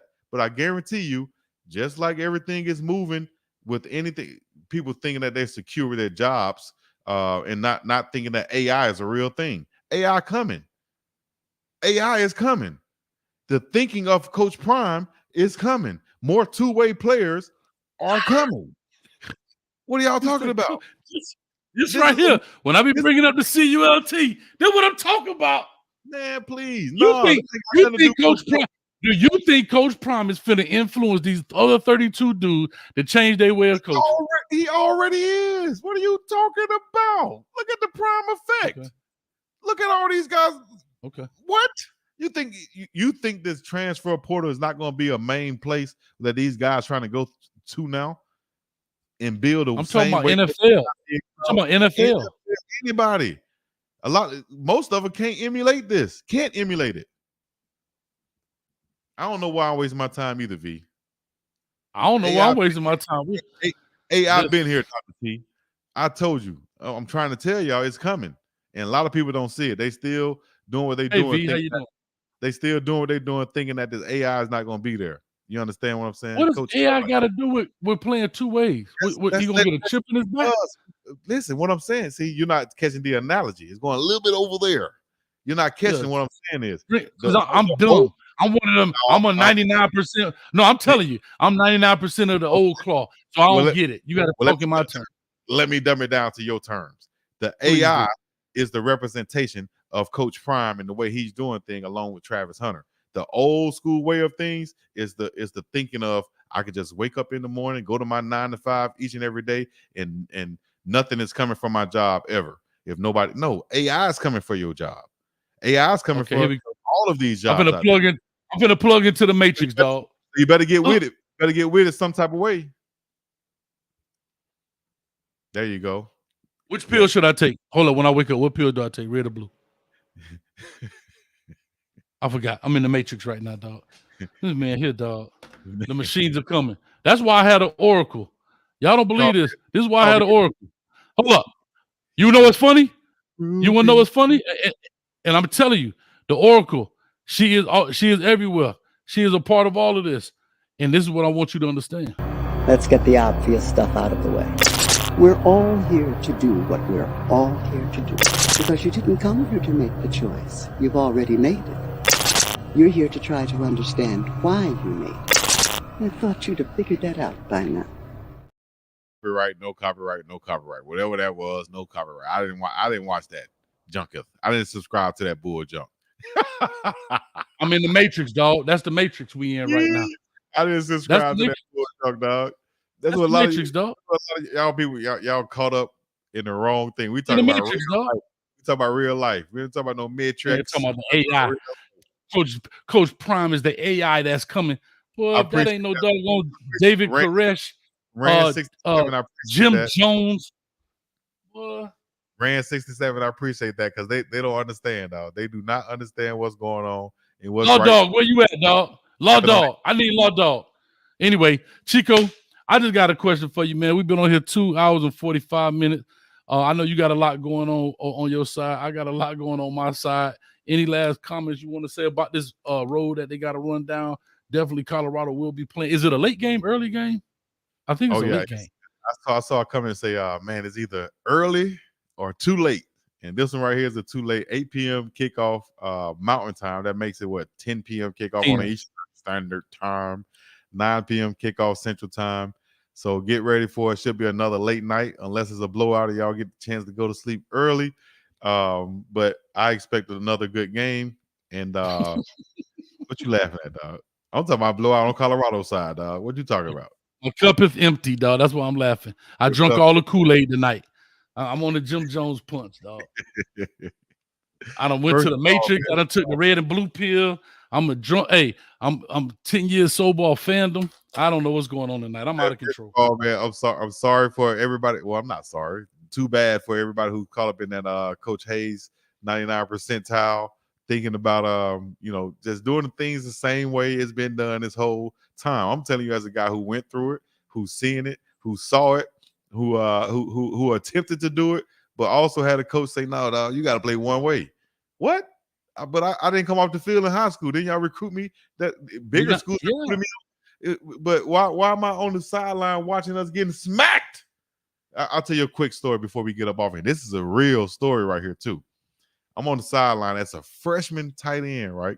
And I came in as a signee, as it said DN/tight end, however you want to put it first, but that's what it had on there, right? So I go into camp and somehow, and looking back on it, I don't even know how. I just stayed and was constantly at tight end position, right? H-back tight end position. Come to a game and we were getting smacked on defense. And I didn't understand why, or actually we were getting smacked on offense. I didn't understand why I wasn't in the game. I was a freshman. So I literally, I almost lost my scholarship from doing this. Quick story, Dr. T. I grabbed my position coach's microphone right here. You know, you had the earphones and the microphone on. This is not made up. This is true. I grabbed the microphone and said, "Put me in the fucking game." As a freshman. And man, shout out to Coach Niners, Coach Toby Niners. Y'all can look it up. Coach Toby Niners was the coach. I'm sure he's moved on to coaching other places now. I think he went to Temple. But he looked at me and damn, I'd never seen him that mad before in my life. He went in there and went off on me. "Don't you ever do that shit again." Went off on me. And guess what happened in the next 3 plays? He put me in the game. He put me in the game. He said, "Damn, son, you must want it that bad.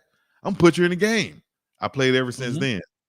Secondly, we got smacked on defense so bad, I was on the sideline. I said, "Damn, coach, you can put me at DN for that."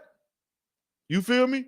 But that's just the mentality of a two-way player from high school not coming off the field, but now I'm in college and y'all got me doing something totally different, trying to put me and trying to keep me in a box.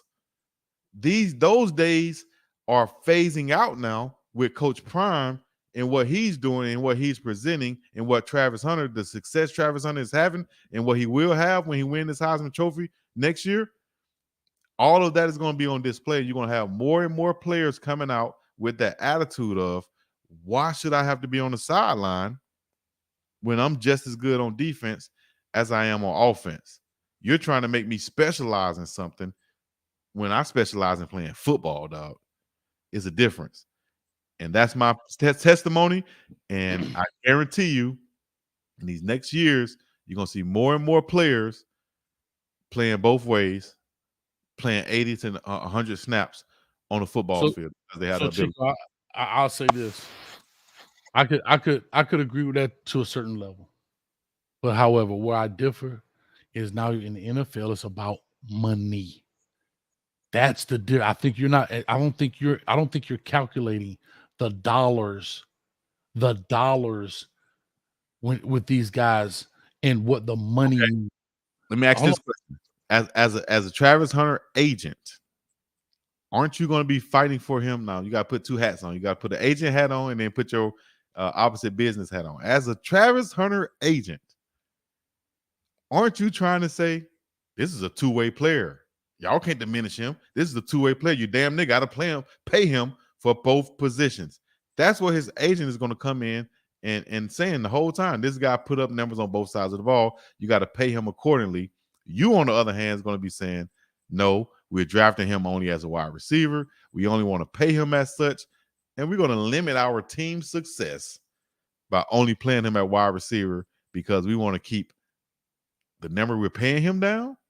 Yes. And I can tell you a perfect example. Look at the quarterback position. Fired, Big Man. No, Chico. Fired, Big Man. What are you doing, Big Man? Look at the quarterback position. We know why they don't run them I'm telling you. You know why they don't run them the way they do? Because the way you can get hurt, they're trying to limit the amount of contact. The NFL itself, they won't let you hit the quarterback here or below you can't even tackle a quarterback below the waist without getting a penalty because they're trying to protect those guys. It's the money, bro. I don't know if you understand it. I get where you're coming from, but why do you think you got quarterbacks out there? And the way they ran Jalen Hurts in the Super Bowl was amazing to me. But you don't see guys like, quote unquote, the Tim Tebow's get drafted. You don't see those guys. Now you see more mobile quarterbacks, guys running, but that's not what they want them to do. Why? Because once you leave out that box, you free game. And that's why it's all about dollars and cents. Dog, go look. Here's a perfect example. It didn't happen, but go look at Aaron Rodgers. Pops the ACL at the beginning. All of that money is gone out the window. Gone. For the owners, it is gone. Think about what I'm telling you. All of that money that they pay Aaron Rodgers, he's sitting on the couch collecting a check. He has not contributed. That was the first game of the season. And he's guaranteed. He's sitting on the couch. These owners are about money. And I saw Coach G, I'm not a product of 12 years a slave, but in their mind, you wear a number. You wear a number because that is your employee number. You're number 12, 15, 7, whatever it is. And believe this or not, if number 7 doesn't perform, we don't make money. If we don't make money, you got to go. So how could they have protected Aaron Rodgers from snapping his Achilles? How could they? No. See that? No. You brought it up. How could they have protected Aaron Rodgers from they hurting? Didn't. But what they have is the trying question. to tell you. How could they have? God dang, dog. Let me answer you. You asked me. They can't protect them from that particular injury. But you're trying to mitigate. But you're trying to mitigate the amount of contact you have because it's math. It's probability. If you take 50 shots versus 3 shots, could you get hurt in 3 shots versus 50? Yes, but the likelihood. Point to why I said you have packages for Travis Hunter, dog. That's making my point. To not have him in on first down where there's more contact to where you might have to tackle a 220-pound running back. But if he's in on passing downs, he's doing his thing. He's covering. That's what he's the best at. He's covering. Put him in for that. They throw the ball on first down, Chico. They can. You don't know what the probability of it. We literally saw the Seahawks lose a Super Bowl for not running the ball on inches. And you got one of the definitely a gold jacket wearing beast mode back there. And you want to throw the ball. Bro, the NFL throws the ball around the yard. Coach called that. Coach called that play. I know, but you're saying, well, we're gonna take them off the field on third and short yardage. I'm trying to tell you, they throw the ball on 3rd and inches, bro. They do, but so you can't take them off the field for that. Come on, man. I've seen quarterback, bro. I watch NFL. You're telling me you as a coach, you're not smart enough to situational play your player and take them off the field. And so that's like saying you can't put in certain defensive tackles that's taken away from big Vince Wilfork, big Hampton, all these big runs. 20 years ago, you're right. We don't run that kind. You don't, bro. So you don't see run stopping defensive tackles nowadays. Name them. I'm not trying to name them. You can't because they don't have them. You don't have the hold on. You don't have the Vince Wilforks. You don't have the big Gilbert Browns anymore who come in on first down. You You don't even have that. Hold on. You're telling me you don't have guys that the defensive line rotate in on first and second down for run situations? Even if they might not run in that situation, the probability of them running is higher than passing. Are you serious? I'm dead serious. They don't rotate your defensive line. Watch your Canes. You do rotate them, but you don't rotate them. You don't rotate them for that particular reason. Like, you know how on 1st and 10, you brought in big Gilbert Brown from Green Bay, right? And then he know to run out because it's second and long. Those days are done, dog. Bro, football is not played that way anymore. Most guys have evolved to being able to do both. You still have situational guys out there who are just big run stuffing guys who you would rather have in run type downs. You can look across every roster on the team. It's some guys, every roster in college football, there are some guys on the team you go look for. You do the research. I don't have to. I'm telling you, they're not. I'm watching each week. Each week, you're rotating guys out. You're rotating, but you're not rotating them because of the situation. You're not rotating because it's first and goal. Bro, you don't even see goal line defense anymore. Which you should. But you don't. You want to know why? You want to know why? Because they throw the ball so much. I'm being honest. Think about this. You don't see the big, you don't see the big fat dude run out there in the goal line package and stuff the hole. You don't see that anymore. That's done. If those guys exist and you have them on your team, who are they? Yes, who are they? If they exist and you have them on your team, who are they? Who are they? Every team has them. Who are they? We'll look up the roster. Colorado. Name the ones in Colorado. Those are the ones that Colorado to recruit a lot more. As far as the ones that they have on their roster right now, who would classify as that would be, I would put in big Leonard Payne would be more of a run stopper than a pass rusher. You're going to see him more on first and second down or in goal line situations than you would seeing him on a third and long. All right. I can agree with that. I can agree with it. No, but I'm talking about no, hear me out. Third and long, yes. However, we're talking on 1st and 10. You don't see the big burly dude walking in. You don't see that anymore. You do. If you have them, you do. Some teams. Chico, can I ask you a legit question? Who was and I'm not trying to be funny. Who was your college team prior to Colorado before this whole thing took off? Who was my college team? Like who would I watch the most? Who was your fan? Yeah, who were you a fan of? I'm a Miami Hurricane fan. Probably Alabama and UAB. See, I'm different. I'm not a you in the fandom. I'm not a fandom type of guy. I'm in the fandom. Let me explain. Because you said I'm a Miami fan. See, I'm not in that situation. So you're not a fan. I'm saying you're not a fan of Alabama? Not so much. Not so much like that. I represent Alabama because of that's the state where I come from. I would have went there had they not been on probation when I came. Regardless. Okay. So are you a Colorado fan? Are you a Colorado fan? I'm a follower and a fan and a supporter of Coach Prime in Colorado football. Yes, sir, I am. Okay. So who did you watch? Since you're not a fan, who did you watch? I'm a fan of all college football. But if you want to say who I you're a fan of all college football, who in the last 4 years looks like Vince Wilfork, looks like Gilbert Brown? Who? Big boy, who played for Bama, Big Cody, who played with the Ravens. What the hell are you talking about? You saw his athleticism? Did you see his athleticism? Plus, that wasn't 4 years either. Cody been way before 4 years. Mount Cody. I get you. You talking about 4 years? I said 4 years. I said it 4 years. Oh, come on, dog. I clearly said within 4. Dog, football has changed dramatically, bro. In these past 4 years. And so that makes my point. You saying how much football have changed in the last 4 years, and I'm telling you beyond these 4 years, let's just say another 4 years, we're going to see more two-way players, and it's not going to be by coincidence. It's going to be because of what's going on right now, young whippersnapper. not talking to you, but I'm looking at these comments too. I'll take it, though. That don't bother me. It's I appreciate it. What I'm saying to you is, it's I'm about not what's going in the future, Coach Hayes. Listen, in the future, just like you said, we have evolved. You don't see these guys anymore.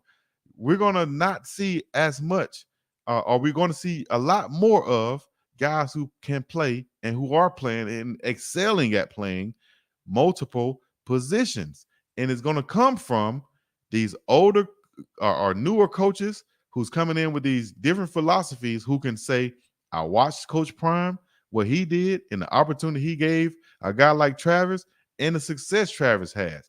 I have a guy coming up now who was a fan of Travis when he was a freshman in high school. He's doing the same thing. Hell, he's even wearing number 12 like Travis because there's some guys out there that's doing it. All right. And they're going to recruit those guys, and those guys are going to go to school, and they're going to have a chance to continue to flourish and not have their skills diminished on one side of the ball because of the coach is still in these old school ways. Those coaches that you name is going to be continue to phase out. Nick Saban might not even be coaching in the next 4 or 5 years. They're going to be phased out with guys who are coming in with new ideas and who are Coach Prime fans, let alone to say the least, and they're going to emulate what's going on. What are y'all talking about? Big Dog report card, knowledge of the game, A. Skill set analysis, A. Coaching development growth, A. And winner mentality equals A. Mr. Hayes, doubt CU potential equals A. Non-believer in CU being bowl contender, A. First of all, Mr. G, stick your face out. Show ass up. Because this is where you lose your credibility, Mr. G. Because I always said that they're going to go 6-6, and 6-6 makes them bowl eligible. I like the way you always come in for your little folks over there, your little minions, right? You don't have to defend them, dog. They made their statement. Let them stand in the paint for it.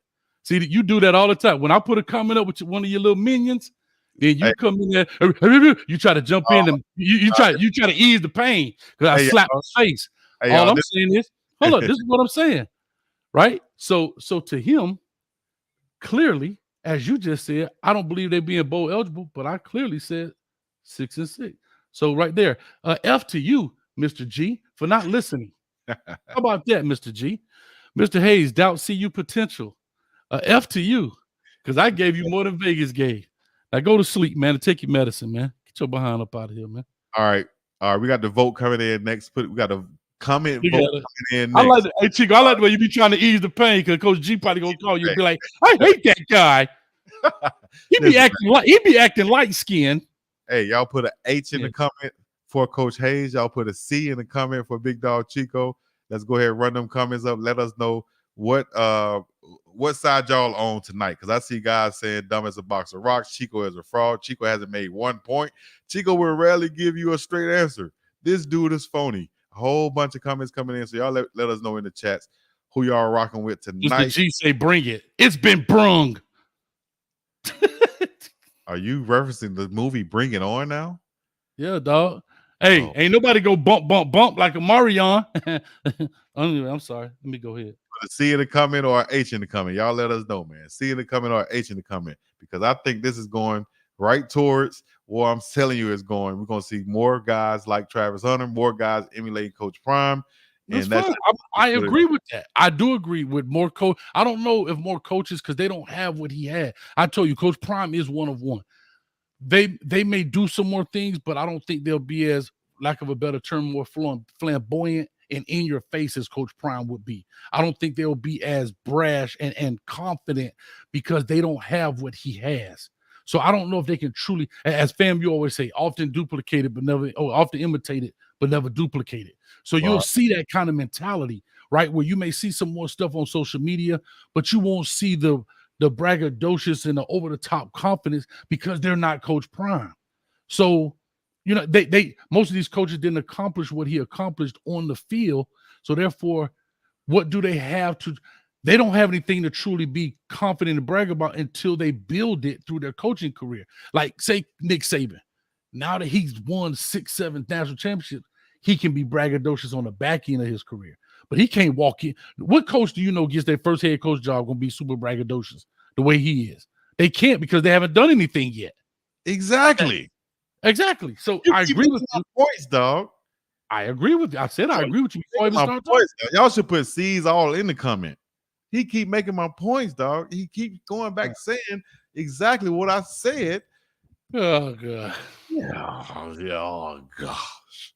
Oh gosh. Y'all go make y'all get Coach Hayes. They call me Hates T-shirt. Y'all can log in and get you a Big Dog T-shirt too. If you use a big dog, it's only for the big dogs out there. This ain't for all the dogs. It's only for the big dogs. You understand what I'm saying, Coach Hayes? I might send you one, but I'll wear it too. You might do something like you might cross it out and say something crazy on there. Some out of left field. Huh. It'll say big dog, but mine will say jumped off the porch. I ain't still on the porch. You been That's what mine gonna say. Hey. That's what mine gonna say. Mine gonna say big dog jumped off the porch. You should have had a little comeback behind that. Like you've been working on that one. Working on that one for a couple of weeks right there. I hear you, baby. I'm working on that dog. Come on, man. I'm full of them, man. I'm ready of it. It jumped off the porch. I heard that. Hey, look like my dog old school calling in. Shouts out to Coach Hayes. But Coach Hayes always hate. But shouts out to my dog, Big Dog Chico. That's what I'm talking about, Coach Hayes. I'm in detention all month. November, be blessed. Y'all think because y'all say be blessed at the end, like you still won't get it across the face. Man. Hey man, now turn the other cheek and be blessed. How about that? Anyway, we about to have a good time. We better have a good time out here, man. Turn around. Steve Harvey said, I mean, I'm gonna turn the other cheek. But when I turn around, you better not be there when I turn the other cheek. You understand? Y'all make sure y'all get in there. Join right now. Join the pages. Y'all subscribe to the pages. Hit the notification bell. Shouts out to all the puppy chow chicos out there. Everybody else who's representing, man. I appreciate you tuning in. Crime debate. Once again, it's all up. In my age, y'all know how we do it, man. Go Bucks. I told you we was gonna jump out that sandbox. It was nice early, but I wanted my shovel back. I ain't having it, man. It's Coach Hayes. This is the prime debate. Come check us out every Tuesday at 8:30. It's going down, baby. Pre-game show will be happening on Saturday. Post-game immediately after. Chico, let them know what you do on game day. What I do on game day is ignore people like Nia Keynes in the chat saying that you would never subscribe to my page out. On game day, we're going live, play-by-play. Colorado, UCLA is going down to make way for the win. Like, subscribe to me. With all that being said, we having a good time. We about to get up out of here, man. Make sure y'all hit the like button, subscribe button. We're on the road to 37,000, less than 100 away.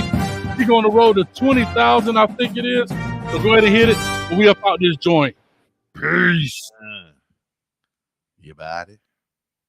Man, somebody passed me by Colorado concoction. I'd have had to slap a few people tonight up in this joint. Get that crap out of here, man. Somebody pause the music. Who played that music? Who the piccolo player sitting next to the piccolo player? They called my piccolo player a mother lover. Now get up out of here. Coach Prime is here. Coach Prime.